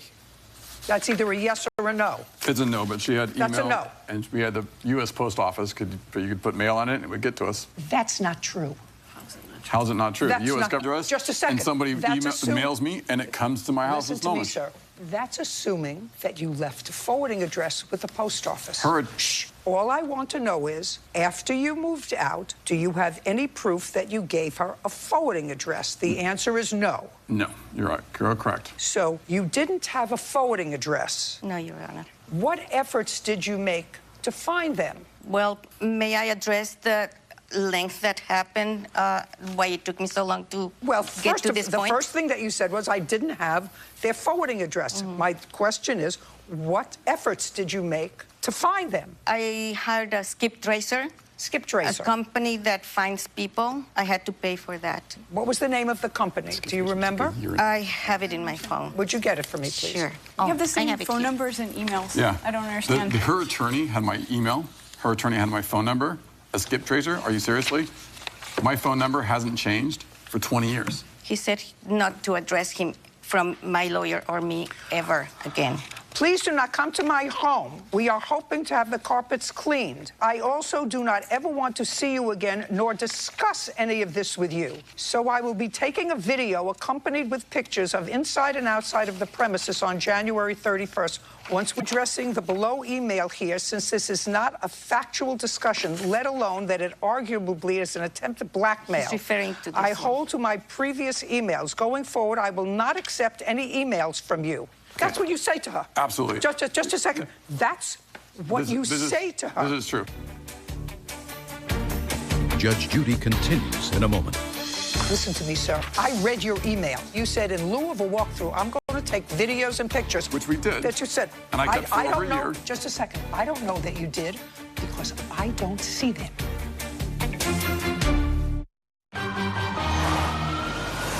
Real cases, real people. Judge Judy.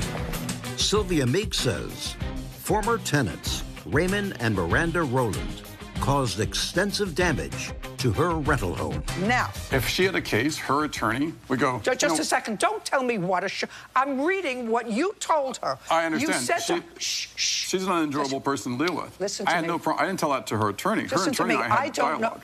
I don't know whether you did or not. He's not here as a witness to testify. There's a and you reason for can't. You cannot tell me that you had discussions with her attorney. All I know is I'm trying to find out from her why it took a year. She said... Have you seen the contract that says 21 days? That she has 21 days. Have you seen that yet? Listen to me, sir. I read your email. You didn't want to be contacted by her again, and you said, in lieu of a walkthrough, I'm going to take videos and pictures. Yeah. That's what you said. Which we did. That's what you said. Which we did. That you said. And I kept for over a year. Just a second. I don't know that you did because I don't see them. And she didn't contact us over 21 days. And a year and a half later, did you understand what I'm saying to you? Correct. I do. Thank you. The name of the company is We Serve Legal. May I see it? Yes. Premium Process. Sorry. It's cute. You couldn't just say. I have a business. Well, you found them in 2019. I want to know when you hired them. I hired found them in March of this year, Your Honor, because if I could tell you what happened during 2018. Go ahead. First of all, it took me a while. Just a second. Sorry. I don't want you to tell me that in the year you had personal problems. I did. Well, that's irrelevant as to the defendants. I had surgery. It's irrelevant as to the defendants. The fact that you had personal issues is irrelevant as to them. Okay. So the answer is there is no valid reason in court, because you did, in fact, discharge that counsel because the case was over and they moved out January 31st. But you did have, at some point, a lawyer. So the question is, for me, you have a lease. Your lease provides that within 21 days of their moving out, you have to notify them that there is any problem with the premises. There was clearly a problem. There's no question that there were problems with the premises.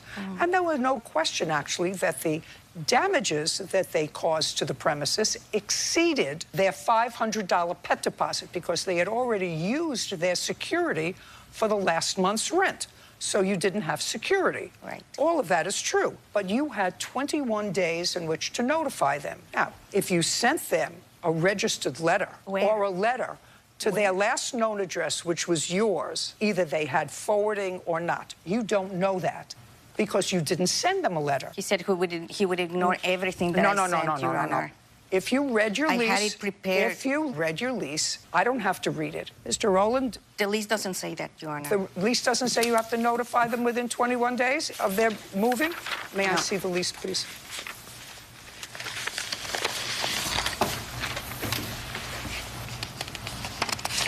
To give him notice within 21 days to his last known address, which you did not do, or personally, and you didn't do it. My lawyer mentioned that... You can't tell me what your lawyer said to you. That's hearsay. Judge Judy continues in a moment. You and your wife don't look like two stupid people. And if the two of you were dumb enough to move into a house that you describe as being in total disrepair, I may have been wrong. Maybe you are stupid. Real cases, real people. Judge Judy. Sylvia Meek is accusing her former tenants, Raymond and Miranda Rowland, of causing extensive damage to her rental home. Okay, it's now a year later. Has your house been rented? I'm sorry? Has your house been rented? The house was rented in May of 2018. The house was rented in May of 2018? It took that long for my contractor to finish all the repairs, Your Honor. 5 months that I missed rent because of the damages. What I'm telling you is, I assume that you had issues within that year that were either personal issues or health issues. Grave that does not, issues. And I'm sympathetic with you because I think that they caused more damage to the house than their $500 pet deposit. That's not true. I believe that they did. No, There's more damage to the house than the $500 pet deposit. I believe. The house that was falling apart when we got there? Oh my gosh, really? The roof leaked. I didn't. Listen to me. The cook stove didn't work. She handed me a lighter. Here, light it, because she's too cheap to replace it. Do you understand that that it's like the name of this show is not the Judge Rollins show? The name of the show has my name on it. So that when I'm speaking, they cut off your mic. Oh, man. They cut off your mic. That's smart. You and your wife don't look like two stupid people. We're not, no. And you're pretty well dressed. You're wearing expensive sneakers. You're wearing nice-looking shoes. And if the two of you were dumb enough to move into a house that was in total disrepair... I'm speaking. If the two of you were dumb enough to move into a house that you describe as being in total disrepair, then you give a totally different impression of seeing the two of you. You two look like two reasonable, working citizens. Put your hand down. So I may have been wrong. Maybe you are stupid, because only stupid people live with their children and dogs in a dilapidated dog or dogs in a dilapidated piece of property. Only stupid people who are really stupid but give the wrong impression. Or your story is full of baloney. Judge Judy continues in a moment. Are you the victim of a scam? Go to judgejudy.com. Like us on Facebook and follow us on Twitter. Now, I think that you did more damage to the plaintiff's house than the $500 security deposit. Unfortunately, this is not a combination of Dr. Phil and a court. So I can't give her any judicial relief for the fact that she may have been incapacitated for a period of time during the course of the past year. Your lease is specific, and she is contractually obligated to make an attempt to give you notice within 21 days of your termination of the lease or your vacating the property of the specifics laid out, specifically what she is alleging. She failed to do that, and therefore her case is dismissed. We're done. Thank you. Thank you. Parties are excused. You may step out. Judge Judy continues in a moment. And on the next Judge Judy. The guy said he wouldn't receive anything I sent. If there was damage as she's alleged. Christian people don't do that. We are Christians, and the reason why this case is successful is because the truth came out. Christian people don't destroy people's homes. She didn't follow her own lease agreement. They just got away with it. There is no case, and there never was.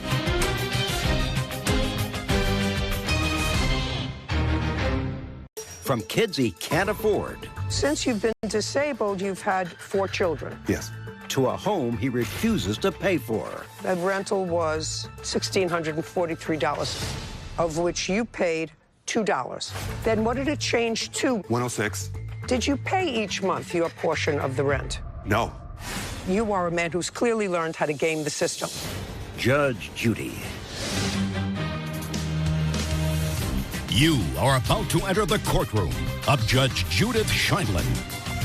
This is Judge Judy. Robert Brown is suing his former landlord, Linda Leong, for poor living conditions, retaliation, harassment, and the return of his security deposit. Order. All rise. It's case number 73 on the calendar in the matter of Brown versus Leong. Thank you. Parties have been... Brown, you were a tenant of Miss Leong in her house. Yes, ma'am. From when to when? Late March of 2018 to late May of 2019. You were living there with whom? I was living there with my co-parent and caregiver, Iola. Just a sec. Co-parent and caregiver. Yes. What does that mean? We have children together, and she's my caregiver because I'm disabled. Okay, so let me go through this. Your co-parent, who is your mate. No, we are not in a relationship right now, currently. How many children do you have together? 3. How old are they? 3, 2, and 1. And other than being your caregiver, does your co-parent, does she work outside of the home? No, ma'am. How much is she paid by the state to be your caregiver? Around $300. $300 a what? A year, a month, a day, an hour? $300 a month, ma'am. And how long have you been disabled? Since 2002. What did you do before that? I was a factory worker. Other than these 3 children, do you have any other children? Yes, ma'am, I have 3 other ones. How old are they?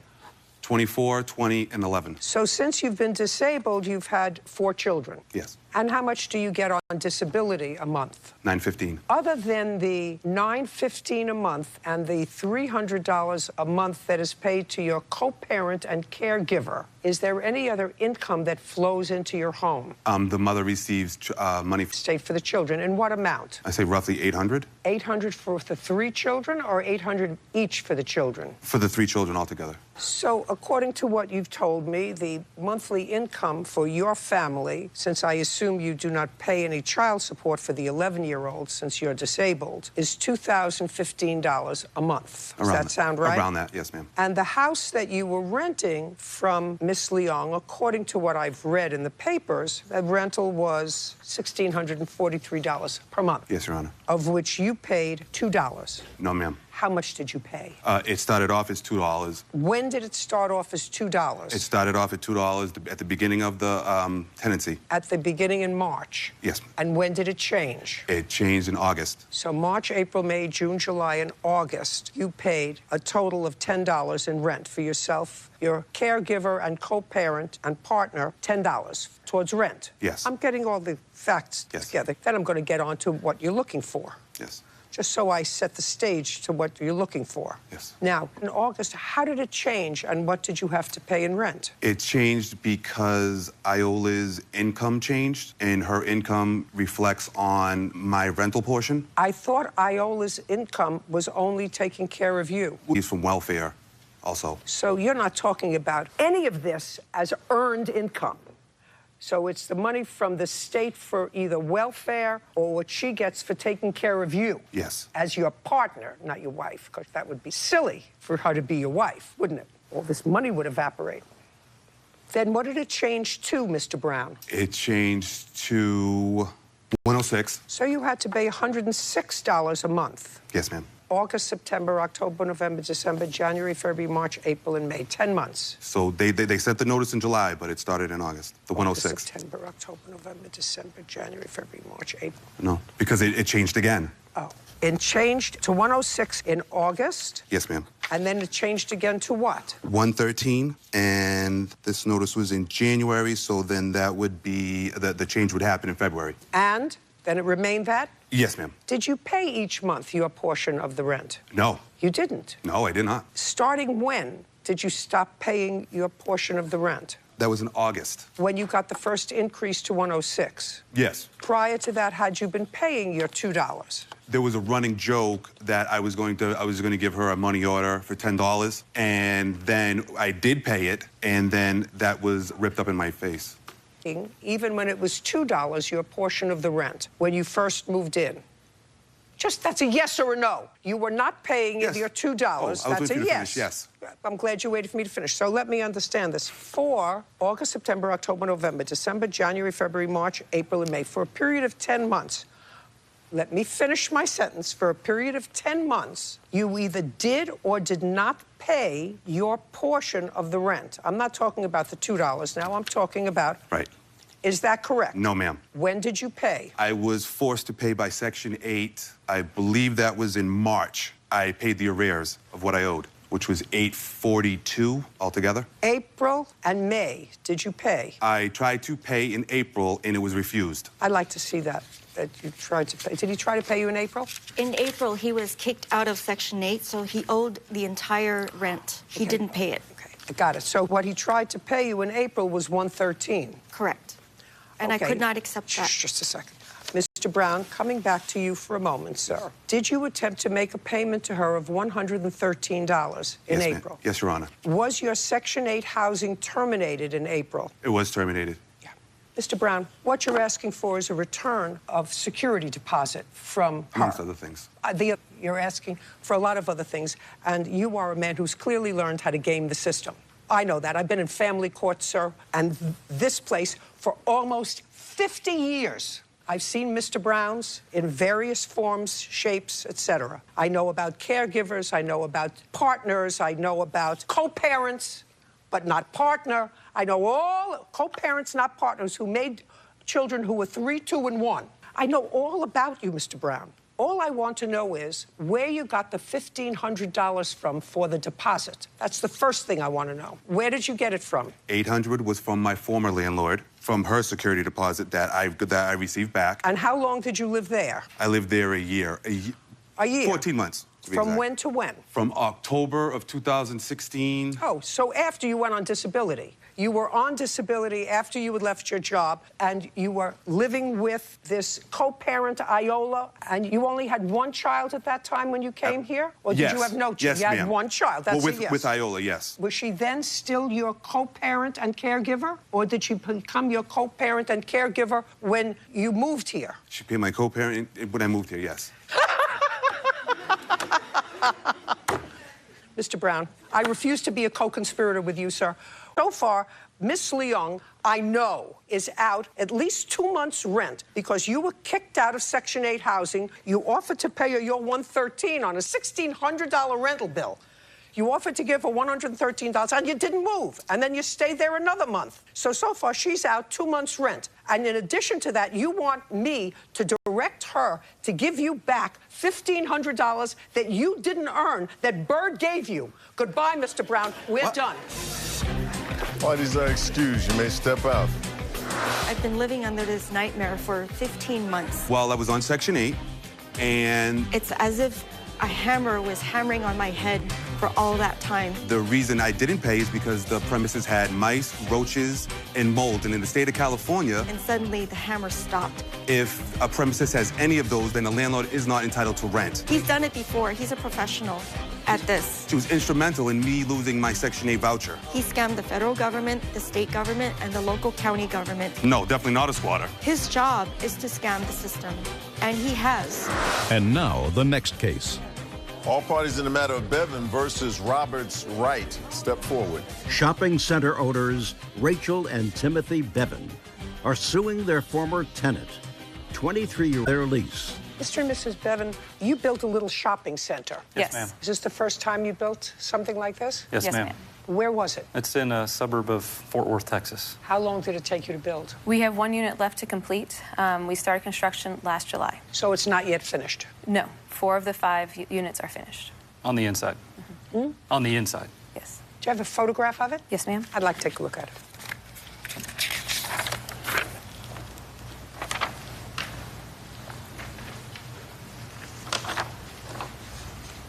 So the outside shell is complete on the whole thing, but one interior store is not Yes, ma'am. Yes, ma'am. finished. Okay. Now, you rented one of the stores. Yes, ma'am. For what kind of business? It's a clothing store. Is this your first clothing store? Yes, ma'am. How old are you? 23. Good for you.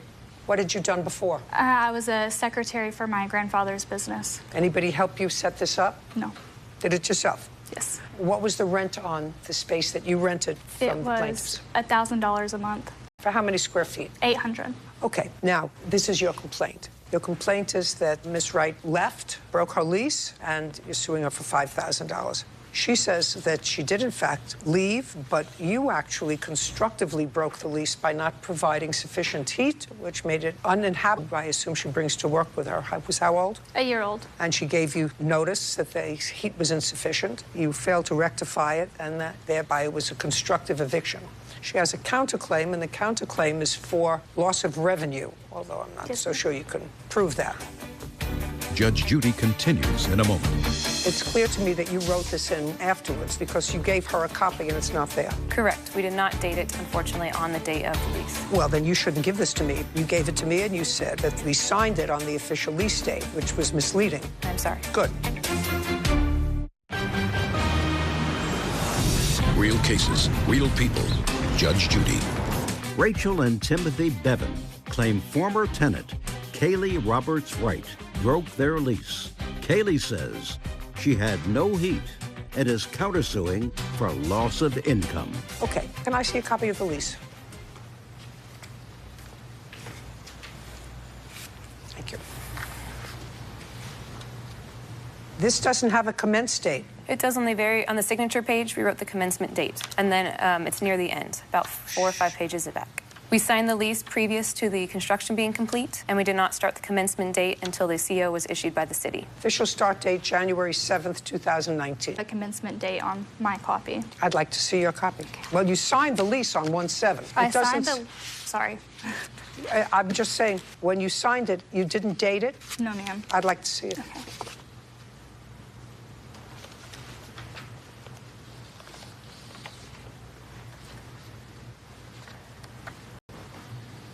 Well, it's clear to me that you wrote this in, one or both of you wrote this in afterwards, the two dates, and lease official start date is 1/7 on yours because you gave her a copy and it's not there. Correct. We did not date it, unfortunately, on the date of the lease. Well, then you shouldn't give this to me if you say this is the lease. And you gave it to me and you said that we signed it on the official lease date, which was misleading. I'm just letting you know it's misleading. I'm sorry. Good. Now, you moved in on what date? January 7th. So that was the de facto start date. Yes, ma'am. When was the first time that you gave them notice that the heat was defective? Right before I moved in, I had let them know that there was an issue with the heater. I'd like to see it. Yes, ma'am.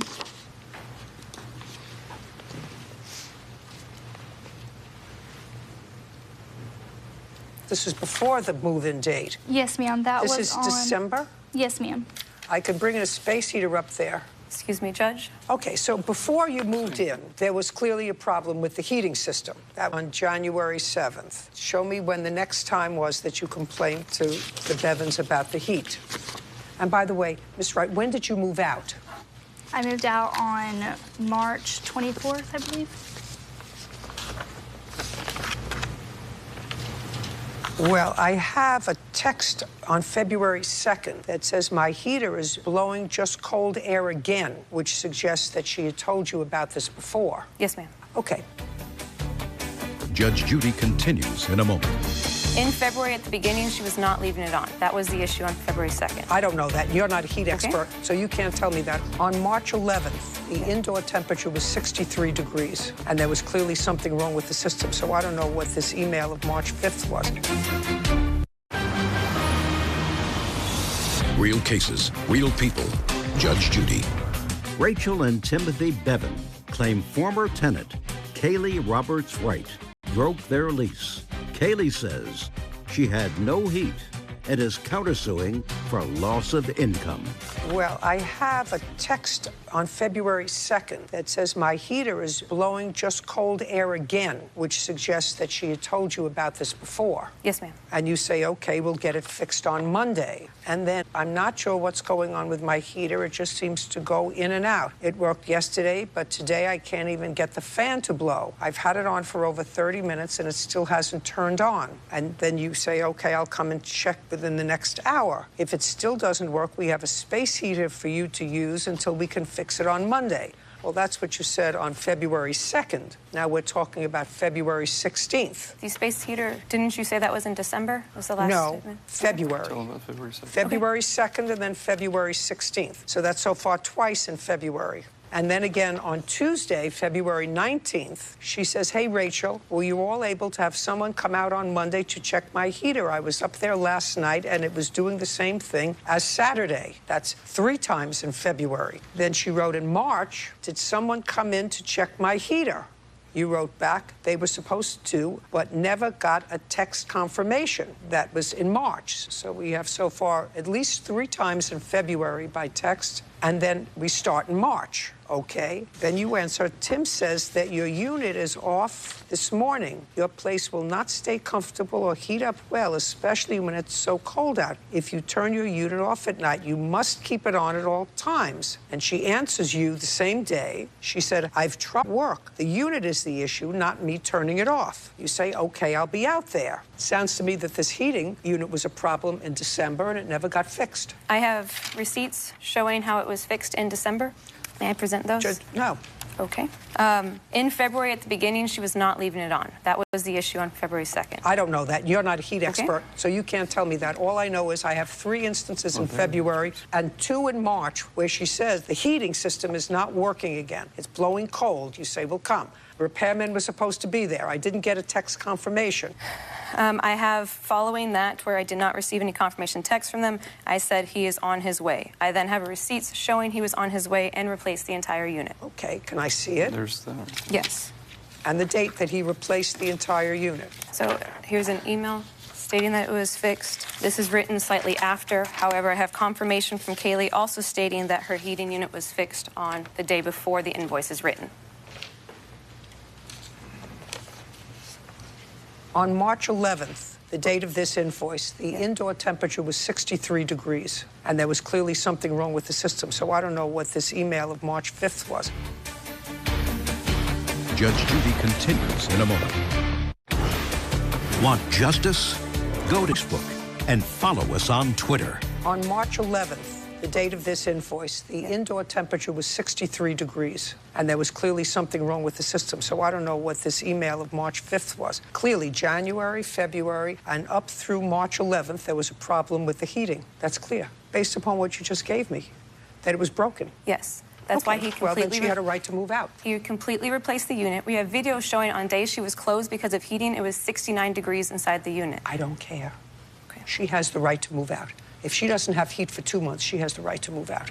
And she didn't have heat for 2 months. You just showed me she didn't have heat for 2 months. She complained about it. She had the right to move out.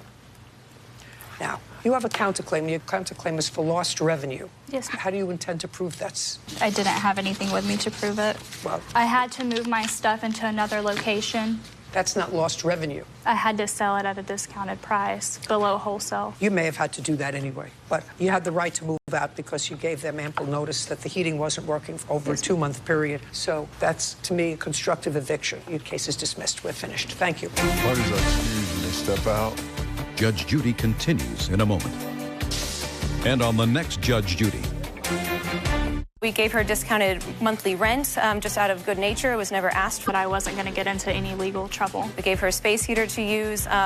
Again, the temperature never read below 68 degrees in the winter, and we felt like that was adequate. The heater not working, they said that they have it to where it was 69 degrees. It was 59 degrees. I have pictures of it. Within 3 weeks of her being in the unit, she was already asking to be released from it to sublet it to someone else. She just wasn't ready. Me trying to close shop was my son was going to be admitted to the hospital to have a feeding tube, and I wasn't going to be able to be there to run the business. Our contract is the same. We haven't had issues with any of our other 4 tenants, and it's an unfortunate event. Read your lease, have a lawyer check your lease. Just don't let them run over you.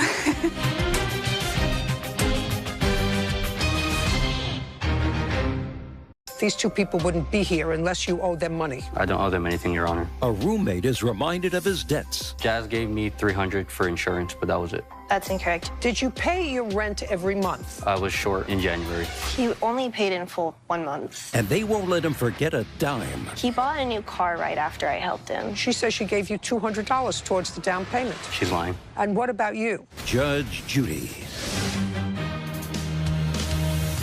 You are about to enter the courtroom of Judge Judith Scheindlin. This is Judge Judy. And his girlfriend, Jasmine Vallejos, are suing their ex-roommate and Judah's family friend, Zachary Iona, for unpaid rent, a car loan, stolen identity, and ruined credit. Order. All rise.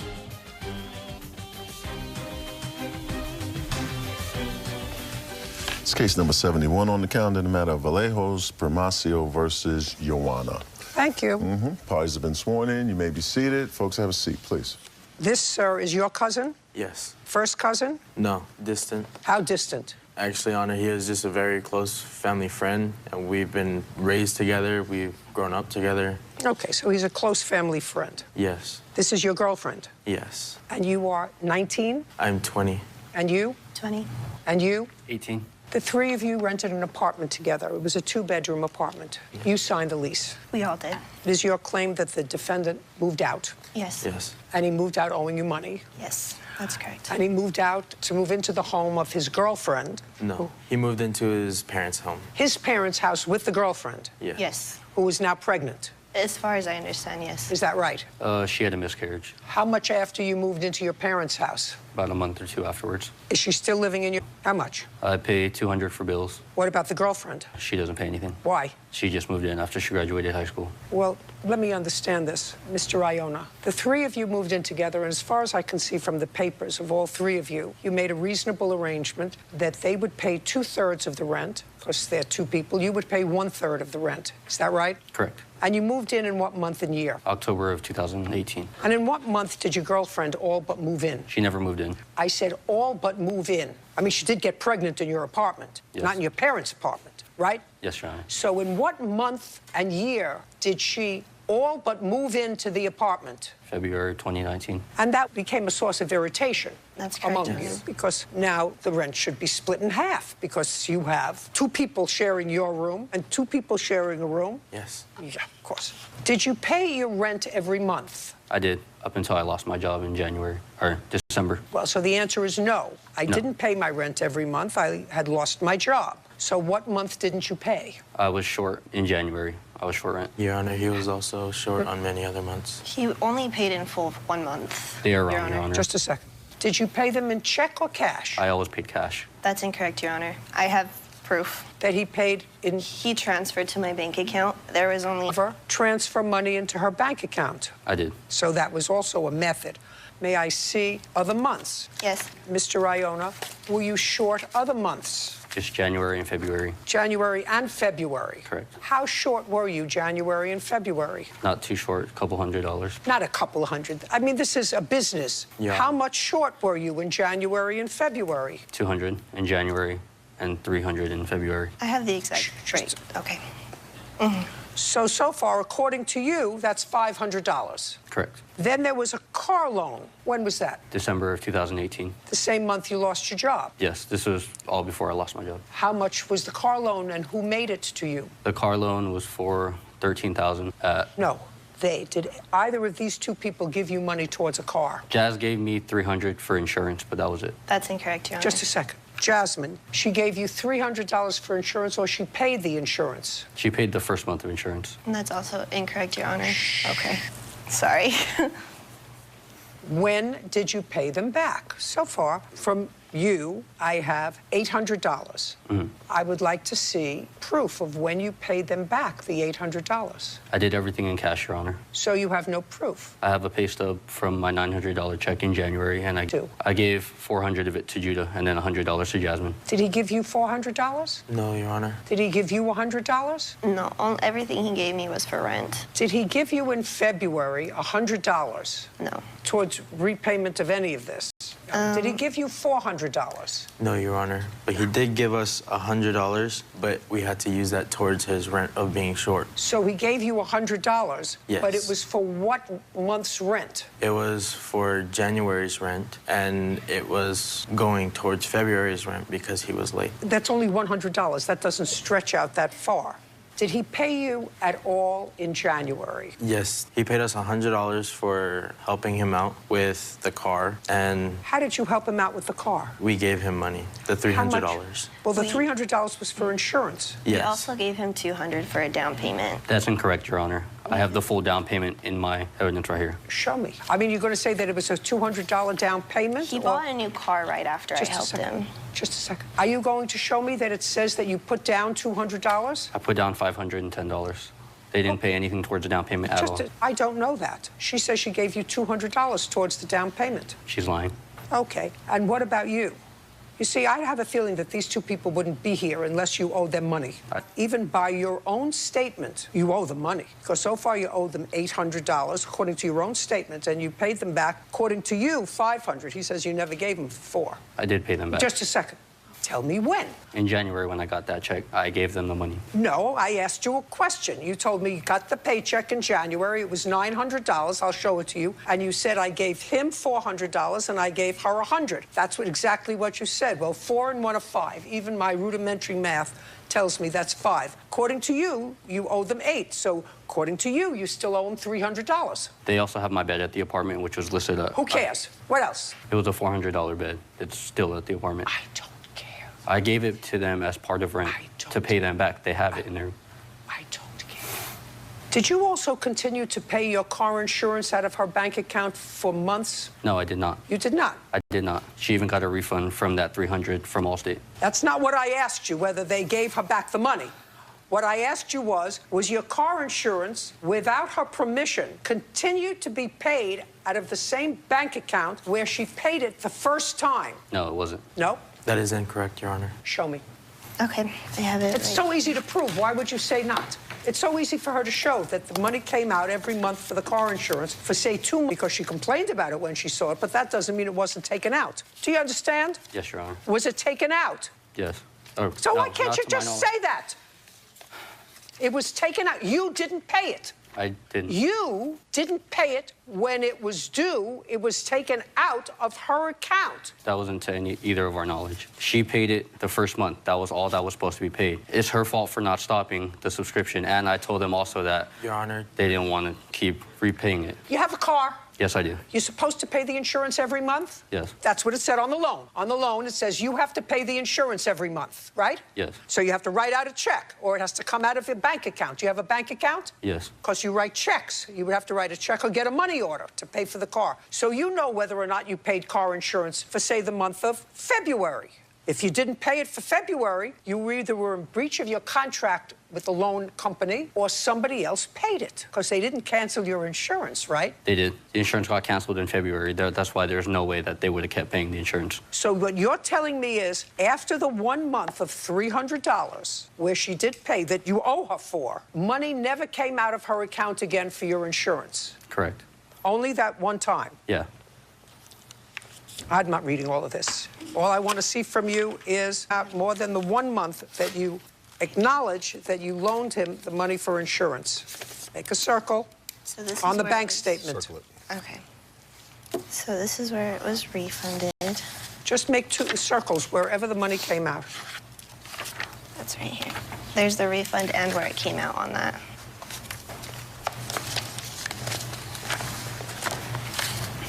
Two months to Allstate. Is that who insures your car? Yes, or who did insurance my car. 2 months. What happened in January? I called them and filed identity theft because that was the only way I could get my money back. He doesn't even still have the same car. You got your money back? Yeah, the company worked with me, but I still didn't get it back for the down payment. You have a check for the down payment? I have another bank statement.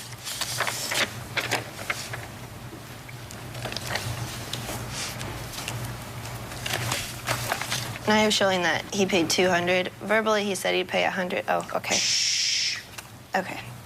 What month did you buy your car? In December, ma'am. This is January 30th that it was posted. The transaction was January 29th. Yeah, it was pending. I don't know if it was pending or not. It said the date it was posted and the date of transaction. The date of the transaction was January 29th. Yes. The day it was posted. He bought his car. Let me see when you bought your car.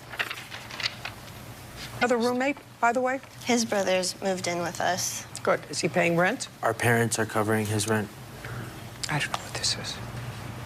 Okay, so far, it is your statement that your cousin friend did not give you $400. Yes. Is that correct? Yes, Your Honor. Okay, but did give you $100 towards the rent. Yes, Your Honor. Is that correct? Yes. Judgment for the plaintiff in the amount of $700. We're finished. Thank you. Parties are excused. You may step out. It was just mostly because I had people over, friends. I did. I spoke up about it, but They didn't like certain friends that I had over, and they wanted to kick them out. he didn't care, she didn't care. I mean, in the long run, lesson learned. Seems hit a really steep bump. I can't even say how much I feel. I hope to continue trying to talk to them after this. How angry I am. Yeah, only time will tell. You can't always trust family now. And now, the next case. All parties in the matter of Owens versus Reed, step forward. Gwendolyn Owens is suing Doretha Reed for the cost to repair her car after Doretha's son crashed his bike into it. All right, Miss Owens, what is your claim that the defendant's son, who was riding a bike, crashed into your car? Yes. Causing damage. And you were taking your son to school. My grandson. Your grandson to school.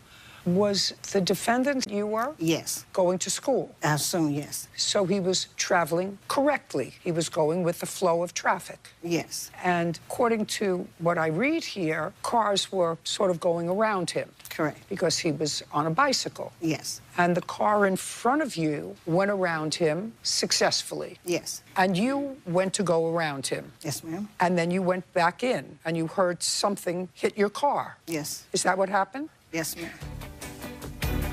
Judge Judy continues in a moment. He was turning. He wasn't going straight. He was trying to turn around. That's how he hit my passenger's back door. Because it's in the police report where he tried to turn around. I guess he was going back in the other direction. Were you trying to turn around for some reason?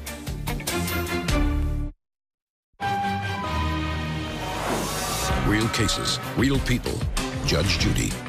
Gwendolyn Owens says 13-year-old Donovan Jemison crashed his bike into her car while she was in the process of passing him on the road. Now, the car in front of you went around him successfully. Yes. And you went to go around him. Yes, ma'am. And then you went back in and you heard something hit your car. Yes. Is that what happened? Yes, ma'am.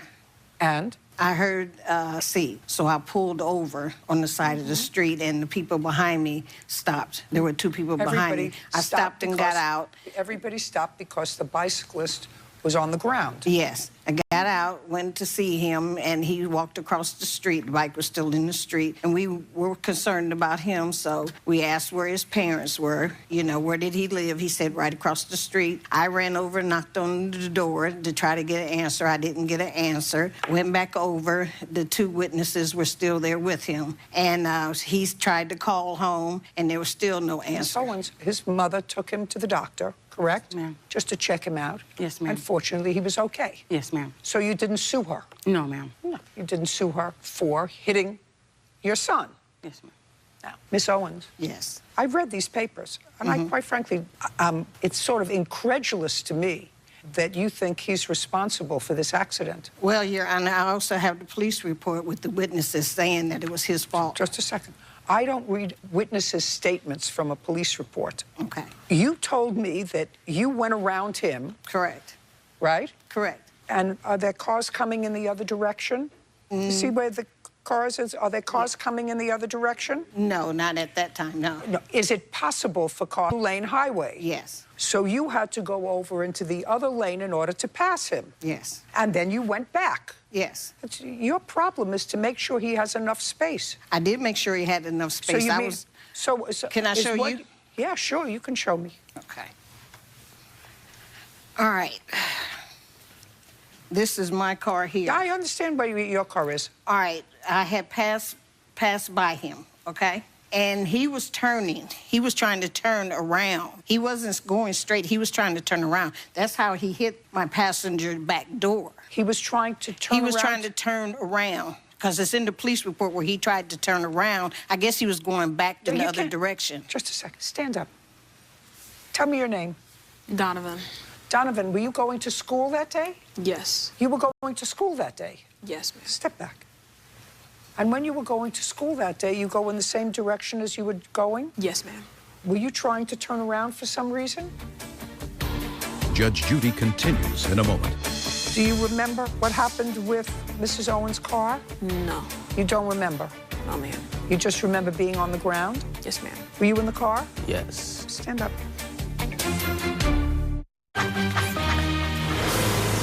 Real cases. Owen says 13-year-old Donovan Jemison crashed his bike into her car while she was in the process of passing him on the road.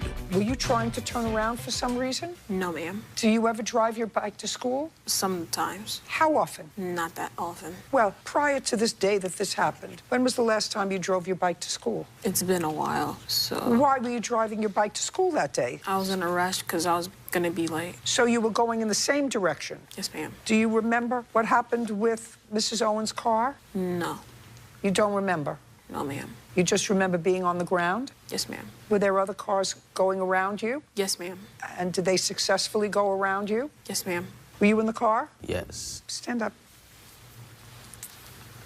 Is this young man in your class or in your grade? Oh, no. I'm about to be a senior. And he? Oh, no. I just be seeing him walk to school sometimes when she be dropping me off to school. Okay. But he was going to school that day? Going in the same direction you were? Yes. Okay. You were facing forward, so you didn't see what happened in the rear of you? Oh, no. But, like, we was going straight. Like, we was going around, like, all the other cars was, and then he hit the back door. And then that's when she pulled over and stopped to make sure... Just a second. The back passenger door? Yes. Right. Owens, you're lucky Miss Reed didn't sue you, and you're lucky he wasn't injured. Well, I also have text messages where she said that she would pay for the damages. Well, if she wants to pay for them, that's fine. If she voluntarily, I would not order her to pay for the damages. You passed a biker. It's your responsibility in a car to make sure you have plenty of clearance with that biker. I had plenty of clearance. Clearly not. He turned to turn around to go in the other direction. The police report also has stated that. Just a second. That's ridiculous. He was going to school, and he was going in the same direction you were going to drop your grandson off at school. So there would be no reason for him to turn around. Well, for some reason, he did turn around. Because you can even tell by the pictures of where my car was hit. I know where your car was hit. Your car was hit on the back passenger side. It collided with him. And if he was injured, his mother would sue you.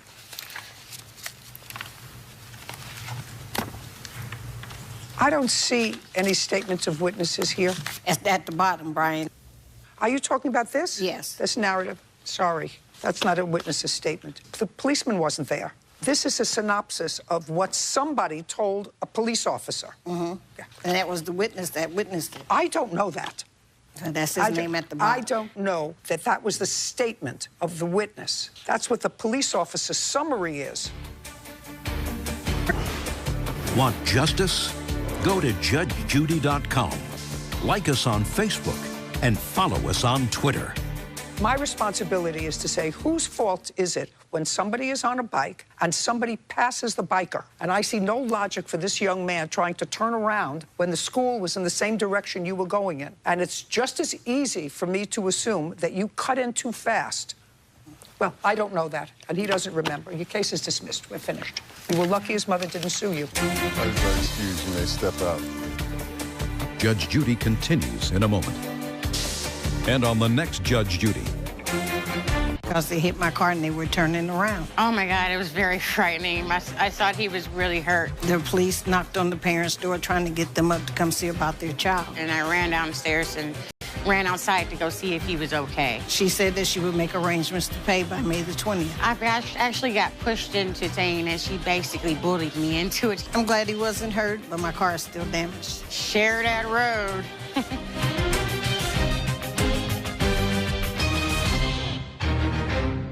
Where's her dog? Where's her dog? A pet held hostage. If she could settle what she owed me, she could have her dog. Well, I want to know where her dog is. Can the owner come to the rescue? That's a lie. His witness that's sitting down went with us to go get the dog. His witness can't even find the knees for his pants. Judge Judy. You are about to enter the courtroom of Judge Judith Scheindlin. This is Judge Judy. 18-year-old Beatrice Barkin is suing her ex-boyfriend's brother, Avis Wright, for stealing her dog. Order. All rise. It's case number 80 on the calendar, the matter Barkin versus Wright. Thank you. You're welcome, Judge. Parties have been sworn in. You may be seated. Folks, have a seat. Mr. Wright, how old are you? I'm 32. Who do you live with? Currently, I got a little situation going on. I live in North Dakota, but I'm currently in Minnesota taking care of some personal problems. So. But I got a house in North Dakota. I live with my wife in North Dakota. I don't hear a word you said. Currently, you have a situation. Where do you live? Where do I live? I said I live in North Dakota, but I'm currently in Minnesota taking care of some personal situation. Where do you work? I work for MnDOT in Minnesota doing construction. How many days a week do you work there doing construction? It depends on what work. Her dog is over North Minneapolis. Is where? Is in North Minneapolis. What's the address? What's the address where the dog is? Is James Avenue. You do want to get home, don't you? That don't matter to me. You want to stay in Los Angeles? I mean, you don't even know. You don't know what's going on. So let me tell you what's going on. What's going on is Miss Barkin says she gave you her dog to train. That's what she said. said. Now, with your current situation, from wherever you are to wherever you are, you're not in any place where you have a dog. Exactly. That's my point. Exactly. So I want to know where her dog is. Her dog is where I just told you is at. With whom? To the place that I reside at. That's where it's at for right now. I live in Minneapolis, man. There's a lot of things going on that I don't care about your life. Okay, well, I don't know how to explain. I don't want to care about your life. Who's taking care of the dog now? I don't know how to answer your question. I am still taking care of the dog. Well, you're not taking care of the dog. You're between two different states. How could you be taking care of the dog? You travel with the dog? I just told you I'm in Minnesota currently now, but my address, you asked me where do I live. My home is in North Dakota, but I'm on probation. I'm on probation in Minnesota. I only want to know where you asked me a question, I will have to explain that question to you. No, I don't want you to explain. I don't know what answer you're looking for. I just want you to tell me where the dog is. And I just did. Good. Now, today, as we're standing here, who's watching the... What's the relevance of all of that? I want to know what your sister's name is. I don't want to disclose that information because she don't have nothing to do with this dog party. If she could settle what she owed me, she could have her dog. That person don't have nothing to do with it. This lady have not paid nothing. I got evidence to prove everything she talking about is a lie. I just want to go through the evidence and you can face that. But however me giving somebody else's name, I'm not going to do that. Mr. Wright, if you had a counterclaim... I don't want a counterclaim. She going to lose her case regardless because she owed me. I don't owe her nothing. I don't owe her nothing, period. Let me explain something to you. You got a dog, probably, and you had no right to get a dog because you didn't know how to take care of it. Do you understand? Nowhere the dog to stay. The dog stayed with me from the day she bought the dog. It's been in my house the whole time. Shut up. Sure. Yeah. Do us both a favor. Just listen, okay? All right. You probably had no business getting a dog because it doesn't sound to me as if you chose a very, very together person to train your dog. Do you understand? Mm-hmm. He works construction 5 days a week. That's what a lie. Hey, don't speak to me. I'm sorry, but... Don't speak to me. Okay. Don't speak to me. He says he works construction 5 days a week. Bird, would you take his phone away from him? I was going to show. There you go. Thanks. You got the dog when? March 31st. From the beginning of April to today's date, how many days has the dog been with you? From March 31st until May 2nd when I gave him the dog was with me in the night. The dog only spent one night with him. The dog spent most of the nights with me, and the dog spent a night with his niece. And he got the dog from his niece's house when I was at work. Do you know this address that he's talking about? He's lying about that. He does not know. He has 2 blood sisters, and I know their names, and I know their address, and I know where they live. He's lying. He doesn't. I know his sister because why? His brother is my ex-boyfriend, so therefore. His brother. Just a second. Different program. Okay.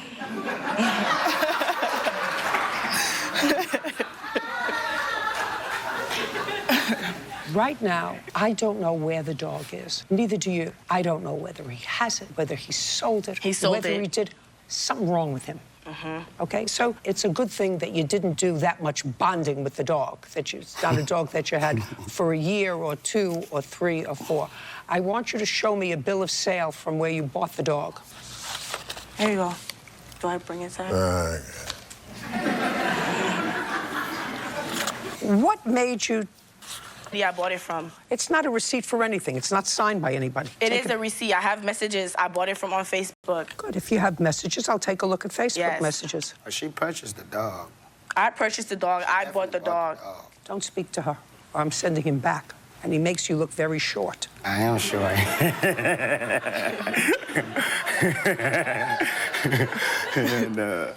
I want to see something that I believe this is nonsense. It's not a bill of sale. It's not signed by anybody.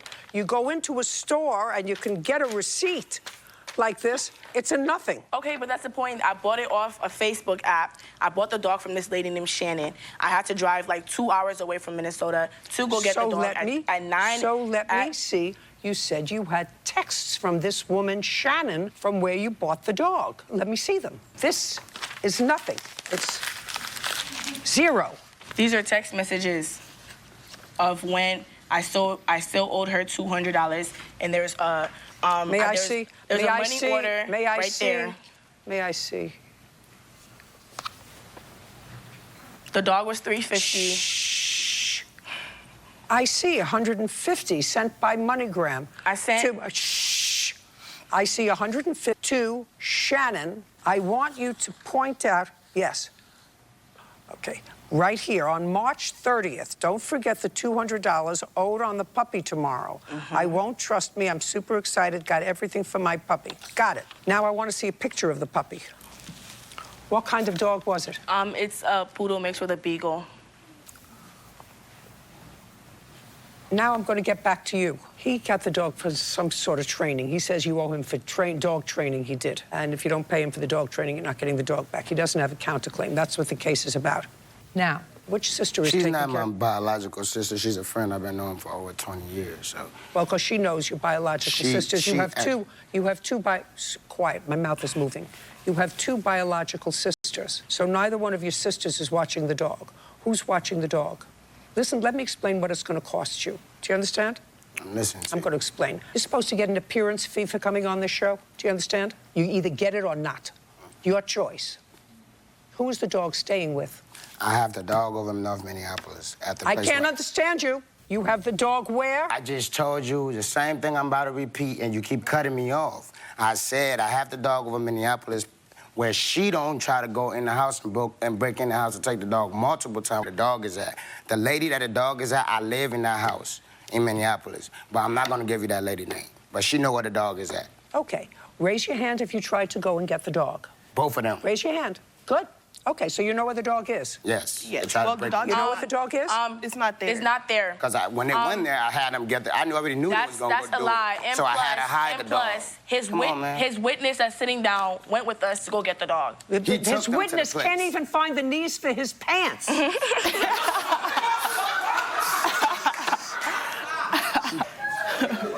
I am going to give you an order that you can bring to a marshal. The marshal will execute that order with you. What we're going to do with the defendant's appearance fee is hold it until you get your dog back. Do you understand? Now, he can go back to Minneapolis. He can go wherever he wants to go. He can do that. ma'am. But he is going without any money. And the only way he's going to get his money is if you get the dog. Do you understand? Perfect. Wait outside for the order.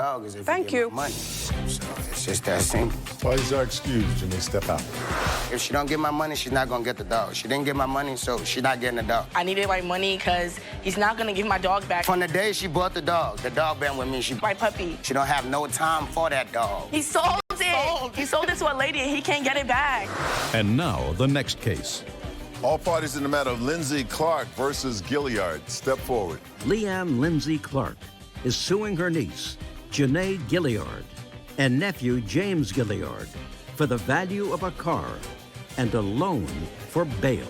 Miss Clark, Yes, the young woman is your niece. Is that your sister's daughter? my sister's daughter, yes. And the young man standing next to her is your nephew. That's also your sister's child. Your Yes. Same sister. Yes. And you are how old? I'm 32 years old. And you? I'm 27 years old. What do you do for a living? I'm a program coordinator for a nonprofit organization. And you? Forklift operator. And what do you do? I was a substitute teacher. I have a degree in elementary education. Miss Gilliard, you have children. How many? I have 2 children. How old are they? They are 2 and 4. And they are currently placed with your aunt. That is correct. How long have they been in placement with your aunt? About a year. You visit. Don't speak in. Okay. And they're placed by the courts. That's correct. This is what this case is about with regard to you. Your aunt says that there came a time, like sometime last year, they purchased a car for you. She purchased a car for you, she says, with the understanding that you would use that car to sort of get yourself back on track so that you could regain custody of your children. So far, does that sound right? I don't think the children have anything to do with it. I know that she's seen me struggling, and she... How would I know about your children if she didn't tell me about your children in her complaint? Judge Judy continues in a moment.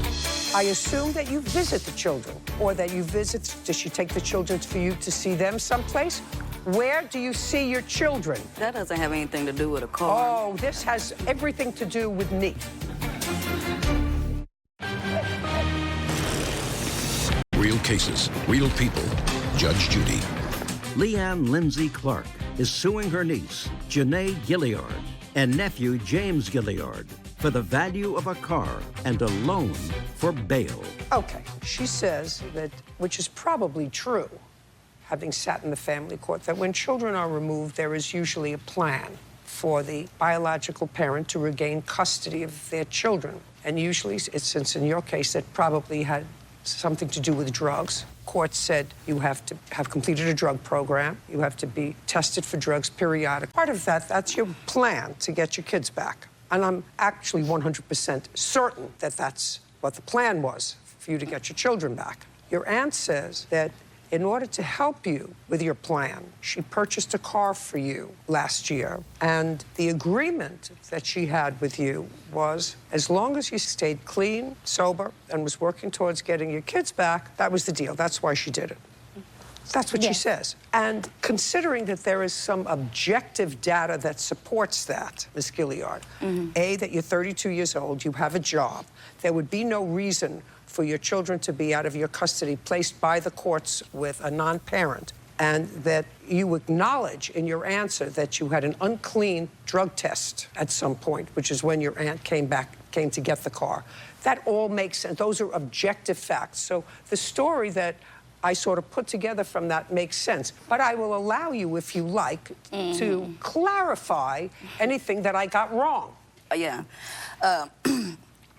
Sorry, just clarify anything. Just clarify anything that you don't tell me the whole story. The car was purchased off the basis of me keeping my job. She knew that I was walking to work, and she wanted to help me out. In Leavenworth, Kansas, they don't have any public transportation, and she knew. Don't tell me what she knew, because in the law, you can't decide what's in the operation of someone else's mind.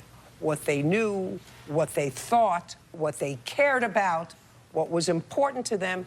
That all calls for the operation of the mind. I want you to tell me subjectively what fact that I just stated for you was incorrect. And that the fact that she she voluntarily said that she wanted to help me purchase a car. And why would, now I can ask for the operation of your mind, because you're right here. I can say to you, here is somebody who is taking care of your two children, something that she didn't bargain for.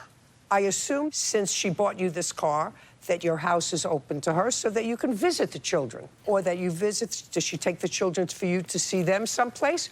Where do you see your children? That doesn't have anything to do with a car. Oh, this has everything to do with me. Do you live with your aunt? No, I don't live with my aunt. Where do you see your children? I see them in Leavenworth, Kansas. At her house? No, I don't go to her house. At whose house? I have a home that I bring them to. How often? What does that have to do with a car? I don't feel comfortable answering that. Well, that's sort of interesting. That's very interesting questions. And that would lead me to a lot of very interesting questions of whether or not there's something going on here.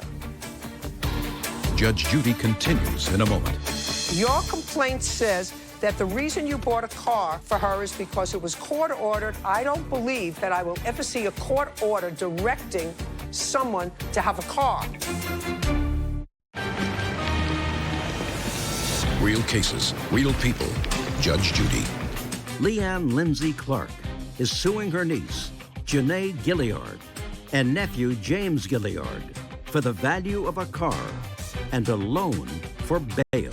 Now, usually when you don't want to answer a question, it's because you don't want to get into trouble. No, it's because kids don't have anything to do with a gift, a car that was purchased as a gift. Yes, it does. No, well, it does. doesn't. Actually, it does, and it's getting more to do with it, because when the children are placed with you, yes, they live with you. They do. They do. Full time. Yes. All the time? All the time. All the time? Yes. Well, that's not what your niece says. She says she takes them to her house, where she has a home. And she did at one time. She did. At what time? When they were having visitation that way. But now is it? Well, this is not going to go away. That's all. These questions are not going to go away. Was there a time when she was taking the children to her house? Yes. And was that permitted by the court? Yes. All right. And then something happened in order to make that supervised visitation. Yes. Just a minute. Listen, the two of you can decide that if you don't like these questions, if you don't like my questions, you can say, you know what, Judge, we're going to take my case back to wherever we came from in small claims court, because your complaint says that the reason you bought a car for her is because it was court ordered, that she have a job, that she have a car. Exactly. There's a second. Not exactly. Court never orders that you have a car. I don't believe that I will ever see a court order directing someone to have a car, that you must have a car. The court will order that you have a job before you can get your children back. But so all of this is in the complaint. And pay careful attention, the two of you, so you can look at each other and decide what you want to do. I don't plan on getting off this tear until I find out what's going on. So if you're not happy with this, say, we're going back to small claims court. Thank you very much. Do you understand? I hear you. you. Want to talk to him? Yeah, I don't see what kids have to do with this at all. It's about a car. It's about. Judge Judy continues in a moment. Are you in a family dispute? Go to judgejudy.com, like us on Facebook, and follow us on Twitter. This is very, very easy. Either you're going to answer my questions about your children, the car, where they are, how long they've been there, whether you are taking them to your house now or not. These are all things that I am going to find are important to this car issue. Why she bought you the car, why she came to take it away. And if you're not comfortable answering those questions, you can say goodbye and leave. That's what you're going to do. Say goodbye and leave. If you're comfortable answering the questions, and I'm going to keep answering until I feel as if I have a truthful answer. Okay? Now, you may not want to, neither may your brother want to answer questions, but they're going to be questions that are posed. So you want to talk to your brother for a minute? No, I answer your questions. Great. When were the children coming to your house? In what months and year? I don't recall. Okay, case is over. Case is dismissed without prejudice. Go back to where you came from. And I would suggest that social services go pay a home visit immediately. Why Judge Judy, may step out. Judge Judy continues in a moment. And on the next Judge Judy.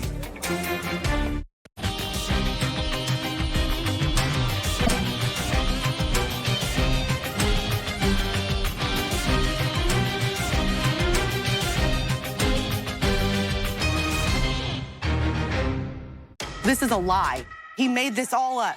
An overheated driver motors through her defense. If I would have hit his car, he would have had my insurance and it would have been already taken care of because I make way enough money to pay for a mirror or anything else. Let me know when you're finished. I'm not finished. I'm not getting into it with the grown man over a fake claim. I don't even like being in the same room with this man.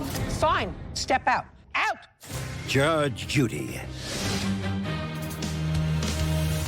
You are about to enter the courtroom of Judge Judith Scheindlin. This is Judge Judy. Ignacio Olivas is suing Brittany Hill Warner for damages to his vehicle after her car door flew open and hit his car. Order. All rise.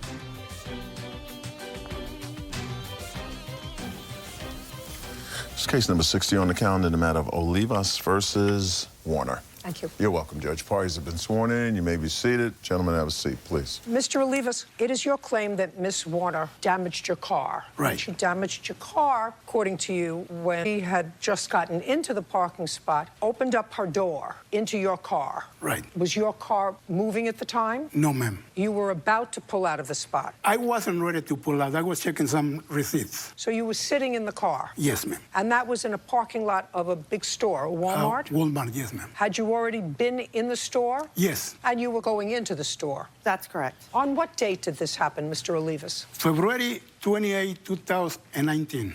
About what time? 11 o'clock in the morning. That's not true.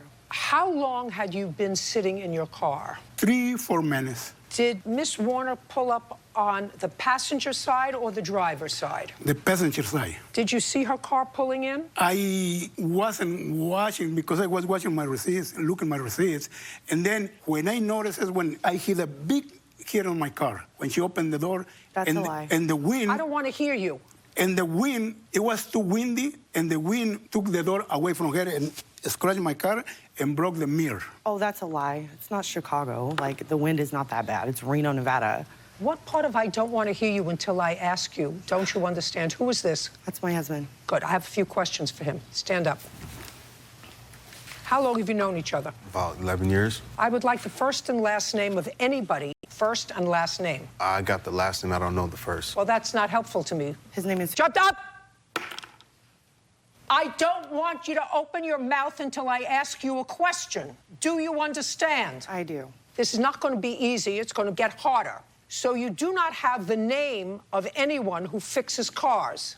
Garcia. Now, did your wife just tell you the first name? Yes. How do you know Garcia? Do you know Garcia? He fixes all of the family members' cars. How did you meet him? Through fixing my car. Through My your wife? Yes. So you met Mr. Garcia through your wife because you didn't even know his first name. She had to tell you his first name, right? This is all going to become very important. You understand how it's going to become important, right? Yes. Yes. You understand? You understand how it's going to become very important. You know exactly where I'm going. Oh, yeah. Smart. Oh, I'm all over Now it. you can sit. Yes, ma'am. So when you both got out of the car, when this happened, and I assume you both got out of the car. Yes, ma'am. What happened? She said, I'm sorry, I will promise you to fix your car, whatever the damage is. Okay, that's what she said. And I asked her for a pin to write down her name and policy insurance and everything. She don't have a number, and I called right there right away, and she... Did Miss Warner, according to her answer that she signed, ever say to you, I felt badly for him and told him that my husband knew someone who could fix it cheaply? Now we know where we're going, right? Right. Not I know someone who can fix it. My husband knew someone who could fix it cheaply. She said, even though my door never hit his car. And she gave you her number, and you called the number, so you knew it was the right number. She gave me her husband's phone number, and I did call him, and he told me, I'm at work right now. When I get off from work, I will call you back. Since then, I haven't heard from them at all. Okay. So now you can stand up, sir. Thank you. Good. Just answer my questions. So your wife knew Garcia's name. Your wife knew Garcia's number. So there would be nothing to prevent your wife from saying to him, I really feel badly for you. My family's been using somebody for years. His name is Garcia. This is his number. He could probably fix it for you cheaply. Now, does that sound reasonable to you? I just read you what she wrote. Doesn't it sound reasonable if what her excuse is I never hit his car, but I felt sorry for him, and cheaply she could give him his name and his number because you got all that information from her, right? Wrong. You just told me you met Garcia through your wife. Correct. Right. So she had the information, so she had to give it to you sometime 10 years ago, 5 years ago, whatever. She had the information. She doesn't have it anymore, though. I'm the one who deals with all the You don't even know his first name. Because I call him Mr. Just a Garcia. second. Sit down. It doesn't make sense, and if something doesn't make sense, sir, it's not true. That doesn't require an answer. That was a statement. Close your mouth. But then you managed to get a paper, Mr. Olivas, according to your complaint, and you wrote down her information. Yes, I did. Her tag number and the license plate number on her car. And you got no satisfaction from either the defendant or the husband when you tried to contact them. Put your hand down. They never called me, Your Honor. Now, the next thing that you did was you really tried to find them. Right. And you hired a process server. Yes, Your Honor. Is that you? It's him over here. Would you stand up, please? He's a molester. It's all very easy. You do the wrong thing happens, you do the wrong thing, you get skunked sometimes at the end, sometimes you come out scot-free. This is somebody who, instead of just letting it go and fixing whatever the mirror it was, he went to the expense of hiring a process server because you did the wrong thing. That didn't make sense what you said in your answer. Didn't make sense. Call my husband. He'll give you the name of somebody to do something cheap when you don't know this man from a hole in the wall. Here's my phone number. Don't take down anything else. I don't have my insurance. I don't have anything else. I do have insurance, and I did have my insurance So at why the didn't time. you give it to him? Because I never hit his car. Just a second. If I would have hit his car, he would have had my insurance, and it would have been already taken care of because I make way enough money to pay for a mirror or anything else. But there was no damage there. Let's find out what the There was nothing. Let's find out what the process He's a server had to say. molester. He touched my breast, grabbed me like this with my name that said Brittany, with my husband in the car, and he almost got his ass beat. He is a molester, and he needs to pay for his job. He threw paperwork in my face over this fake claim. Nobody makes that much damage on a vehicle from that silly picture with a mirror. If your car goes into a parking lot and you hit a door, it's a dent. It's not a scratch. It's not you lose a mirror. That's common sense. You pull into a parking spot and you park. At lunchtime, you open your door, it hits a car, then it would make a dent. It would not key up an entire car and you break your own mirror off to make a fake claim. I'm not getting into it with the grown man over a fake claim. I was just trying to help him. He called me 500 times. He harassed my family. He harassed my kids, and he grabbed my breast. He grabbed my breast in my car and threw paperwork in my face, scratching my lip. And to have to even stand next to this man, there should be police here because he's a bad person. This case is fake. He made this all up. I'm letting you talk yourself out. On February 28th, I pulled into a parking lot at Walmart. I pulled into the car beside him. This man is standing outside of his car. He was not looking at a receipt. Who sits in the parking lot at 6 minutes at Walmart to look at a receipt? He's standing there. He has obvious damage on the side of his car, and I feel sorry for this man. So I take the time out of my lunch with my name and everything on my uniform, and I represent my company. I had to stay there and talk to this man. I didn't have a choice. I was on lunch. I go inside. I had time to shop and everything. If I really did this, the man would have came into Walmart and found me. He would have definitely found me. He would have got my information. We would have moved forward. A freaking pin stopped your whole thing. Nowadays, we don't need pins. We have cell phones, so this is a lie. This makes no sense. I'm standing here in this courtroom for no reason because this man has harassed my family. This guy, that's why I'm countersuing, because this man came to my house 6 times, talked to my kids, refused information, did not leave a business card, did not do anything. Then he found me in my parking lot, flips around in the middle of the street with my kids in the car, asked me to roll down my window, and I did it because I'm like, who is this guy standing at my door? He pulls it down. You are Brittany. Pulls my breast. Kids with my husband in the car. Do me a favor. Don't repeat yourself. I'm listening to your tirade. This is exactly what happened. I just want to let me know when you're finished. I'm angry. Just a second. Let me know when you're finished. I'm not finished. Because this is a lie. Keep going. No, this is a complete lie because nobody scratches a vehicle. If you're in a parking lot, the parking spots are this big. Miss Warner. Who can scratch up a whole entire vehicle? I'm in an SUV. This guy's in a little car. I felt sorry for him. I told you to stop now. I let you get it out of your system, but I'm not going to listen to it twice. Do you understand? I heard about your breast at least twice. Yeah, I don't care. Anybody else would have been in jail. Do you understand me? I heard about your breast at least twice. So if you have nothing... He deserves to hear about my breast 3 times. And I want to tell you something. I've heard about it as much as I'm going to. Can I see the pictures of the damage to your car? Yes, ma'am. And then you can see the pictures of no damage to mine. I don't care about your car. Look at that car. If you key up a vehicle, your whole car is damaged and you pay thousands to get it fixed. The worst part of my car is it's dirty. Now, may I please see the estimate to have your car fixed? Mr. Jacobs, I'm going to put you out. Do you understand? I'm going to put you out. I don't even like being in the same room with this man. Fine. Your counterclaim's dismissed with prejudice. You can step out. Your counterclaim's dismissed with prejudice. You can step out. Out! Good luck molesting people. Wow. Perfect. Just the way I like to do a case. Judge Judy continues in a moment. Walked up to her, said, Brittany, I have some paperwork for you. And she said, my name's not Brittany. And I said, yes, it is. It's on your shirt. And I slid it through about a 2-inch crack on the window. So her window is only opened about that far, so. Oh, I'm so glad it got quiet in here.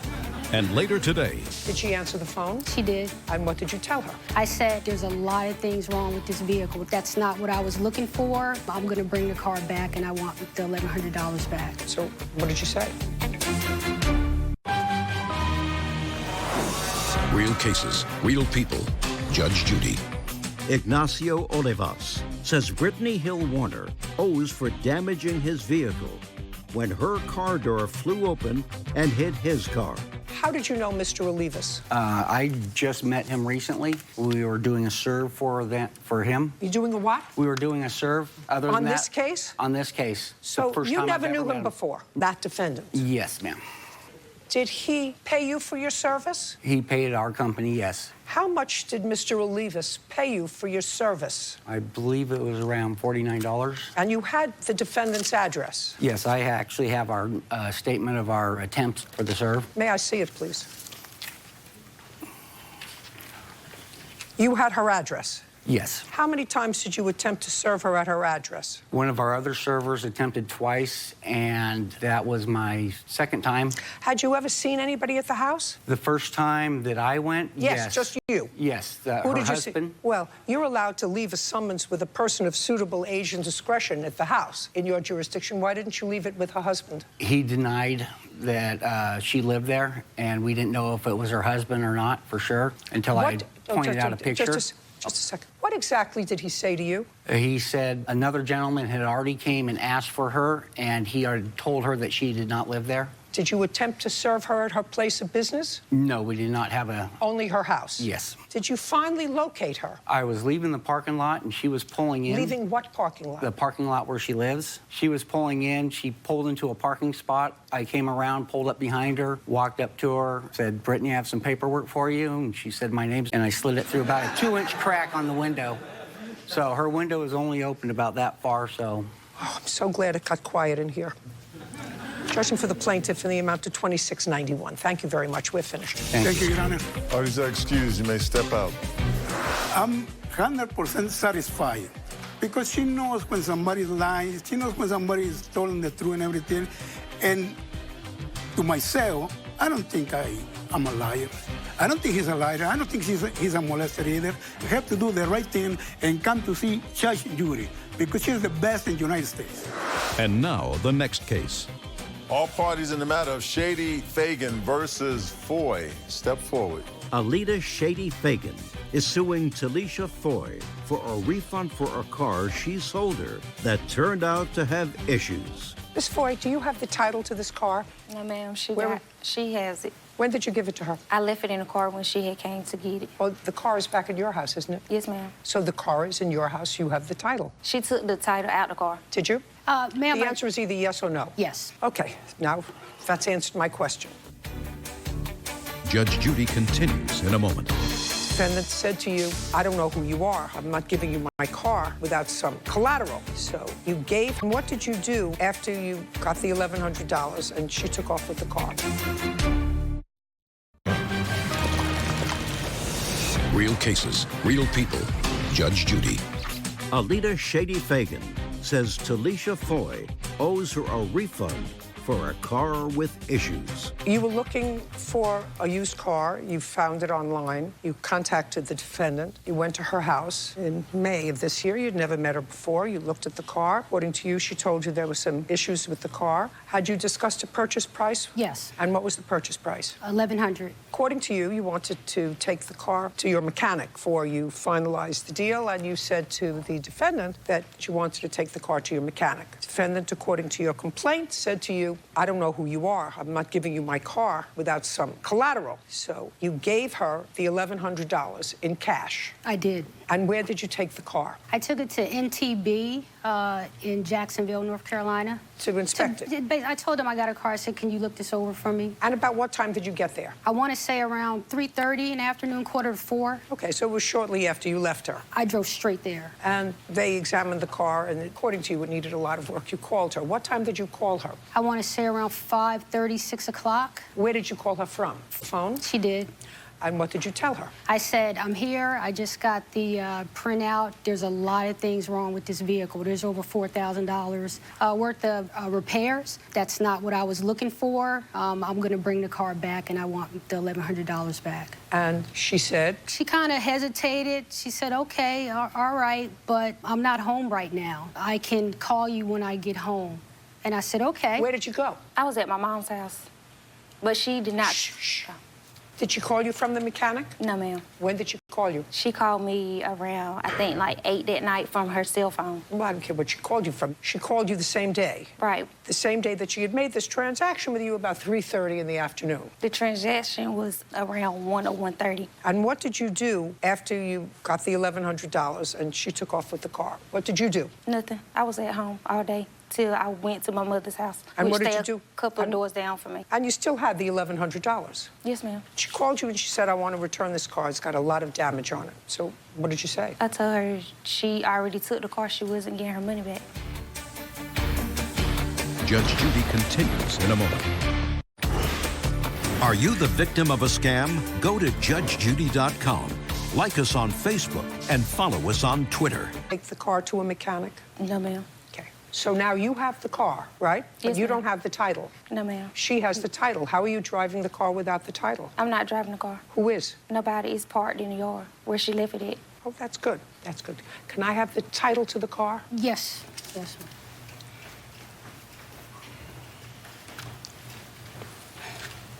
Perfect. Your Honor, if I may. What? I may have been a little off with the time in the beginning. However, I called her at 6, like I said, because I called her on 3 occasions when she did not call me back and she didn't pick up. So I sent the text message, which I have printed out. I'd like to see it. And the text messages actually I'd like to times. see it.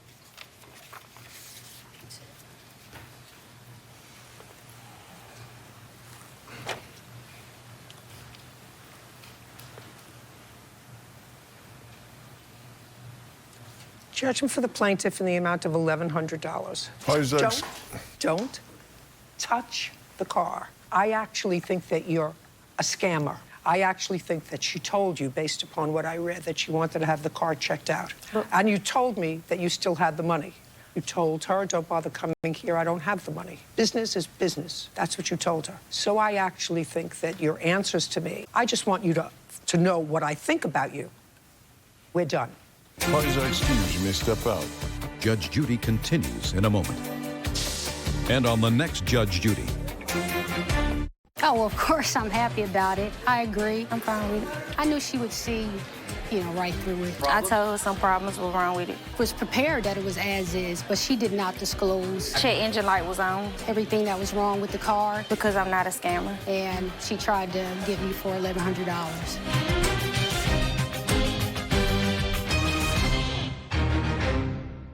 Did she build a website for you? No, ma'am. Yes, I did. She's lying. A web designer and client weren't clicking. It was not published on the internet, period, in Yes, discussion. it was published on the internet. You just needed a password. You're fighting with each other. I'm going to throw you both out. And it's not her first reboot. Did you have another developer prior to hiring the defendant? I've had several developers. Right. Judge Judy. You are about to enter the courtroom of Judge Judith Scheindlin. This is Judge Judy. Real estate broker Constance Kelly is suing graphic designer Eleanor Phillips for a refund for a business.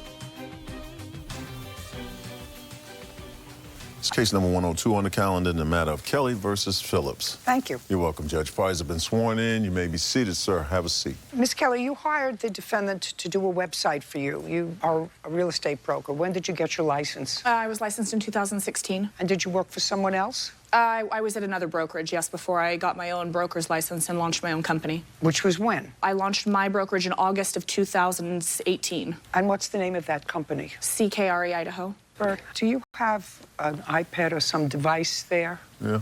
What's the website? It's CKREIdaho.com. Okay. Okay, I'd like to look at it. Okay, and when did this website go up? That website went up about a month ago. Prior to that, did you have a website? That's a yes or no? No. When did you hire the defendant to build a website for you? The beginning of January. Of 2019. How much was she charging you to build that website? $3,600. And you gave her a deposit? Yes, ma'am. Of $1,800? Yes, Your Honor. Okay, and that's what you want back? Correct. Did she build a website for you? No, ma'am. Did you build a website for her? Yes, I did. These were all the pages before the website was taken down.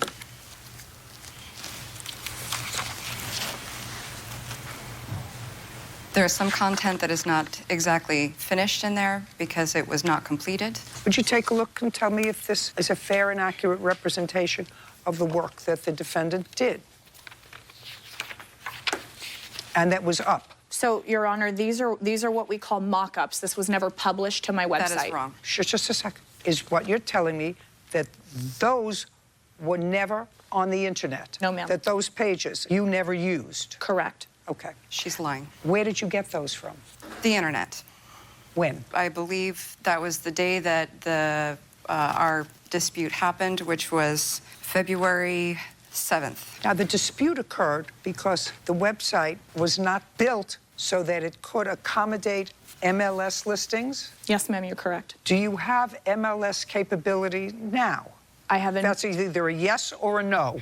No. And the website is up because he just found it. It's a placeholder while the new website is being developed. And you do understand that there is now a fee for using MLS services?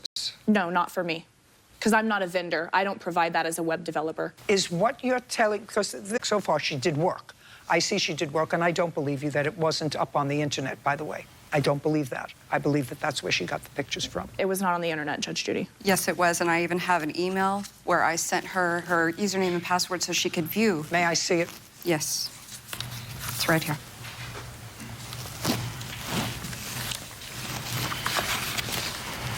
It wasn't ready to be viewed publicly. She just said the key words, Your Honor. It wasn't ready to be viewed publicly. It was not published on the internet, period. But yes, it was published on the internet. You just needed a password. You're fighting with each other. I'm going to throw you both out because I don't have to listen to this. I'm reading something. Your Honor, this is a red herring. I have a voicemail from Miss Phillips over here saying that she has no problem refunding me my money. Just a second. I'm reading something. Did you have somebody developing a website for you prior to the defendant? I had another local... That's either a yes or a no. No. Well, that's not what it says here. I'm not clear on your question, Your Honor. My question is very clear. I speak English. I said, did you have another developer prior to hiring the defendant? I've had several developers. Right. So the answer is yes. How many? I would say that I've had 4 websites in the last 4 years. As my company, my business has grown and expanded, the demands of my website have also grown and expanded. No, that's not what you have. A voice message from her. Yes, ma'am. Where she says she is going to refund the deposit that you gave her, which she's opposing in this proceeding. She said she did a lot of work on the website, and she put in hours worth of work. She didn't. She put up a simple template. I'm speaking. She said she put in work on your website, and she deserves to be compensated for that. If you went someplace else, that's up to you. So now I'd like to hear the voicemail.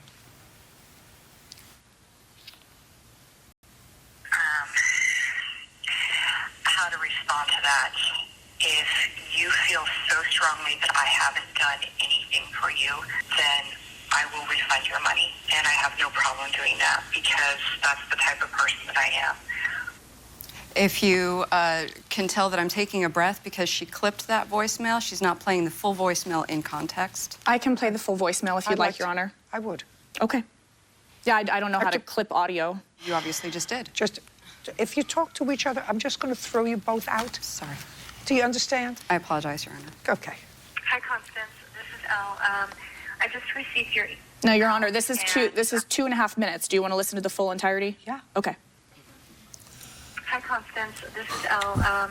I just received your email and want to get some clarification. First of all, I've spent over 22 hours literally working until midnight trying to get your website complete and ready to go. I just want to express that to you because I have put a lot of time into the site to where it is now. And that does not include phone calls and getting you set up on GoDaddy and making sure that all of that is set up on your end. So I guess my disappointment at this point runs with that you want to pay me $350 for over 22 hours of work. And I'm not really sure how to respond to that. If you feel so strongly that I haven't done anything for you, then I will refund your money. And I have no problem doing that because that's the type of person that I am. But I also want to let you know that if you don't pay me, or at least let me keep the deposit for the work that I have put in, I can't make your site live because I have put in significant... No.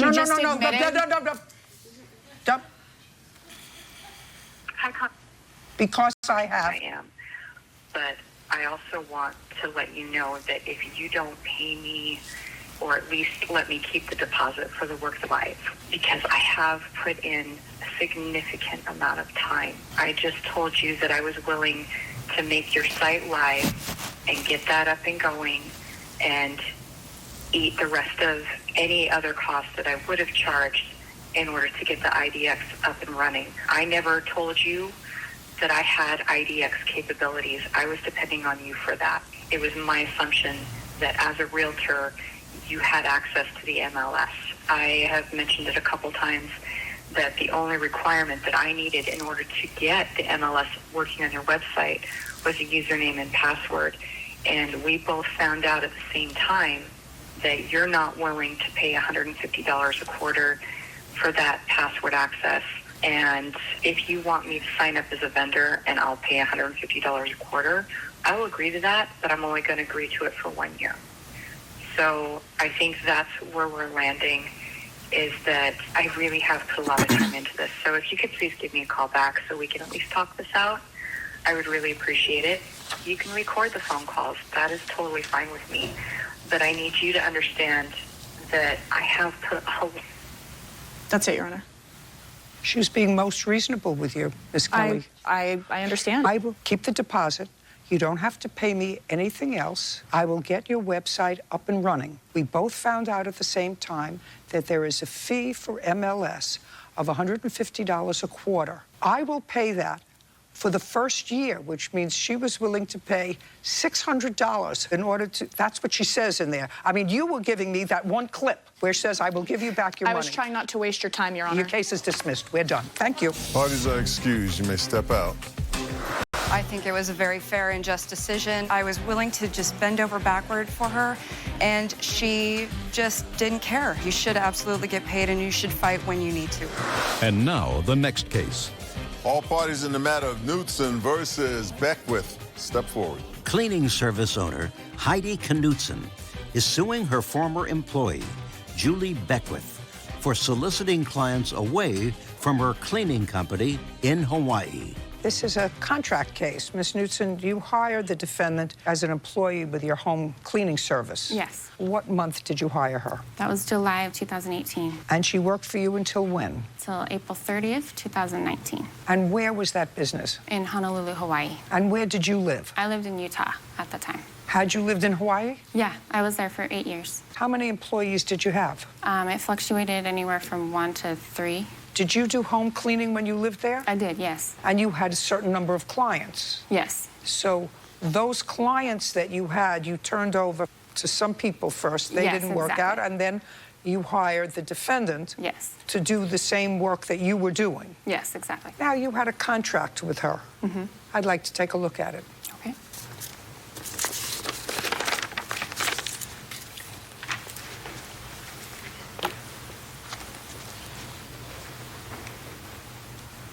So what you have is a contract with her that has a non-interference clause with your business. And it reads, the client list, client information, and client contact information are the property of 808 Cleaning, that's your company, and the employee may not use, service, or solicit said clients outside of the administration of 808 Cleaning. The employee and the employer agree not to publicly defame the other party in the event of termination. Okay, so what happened was she worked for you for about 8 months, and then went out on her own, and I don't know how many, but many of the clients that she was to replace. Right. And so you're suing her for breach of contract. Yes, but also, I mean, she was very dishonest. She told me she was leaving to start a vacation rental. Judge Judy continues in a moment. How many of her clients came with you? 3. 3. And 19 or 20 stayed with you? Yes, that's correct. And 3 decided to go with her? That I know of. Those are the only ones that have proof. Well, that's all that counts here. We're in a court. Real cases, real people. Judge Judy. Cleaning service owner Heidi Knutson says former employee Julie Beckwith solicited clients away from her business. Julie is countersuing for unpaid work hours. Okay, you really have to understand, it's not as if you were the CEO of a large company. You had a personal business. You were moving, and what you did was you hired somebody else to clean, and you took a cut of whatever they... Half, whatever it is. You took half, and in exchange for that, you got the clients, and you got half. That's what the deal was. And the question is, how many of your clients stayed with you? About 19 or 20. The total of everything she took added up to about $17,000 a year that she took from my business. You see, you have a contract, but an unsympathetic... About her new business. Well, you don't know that.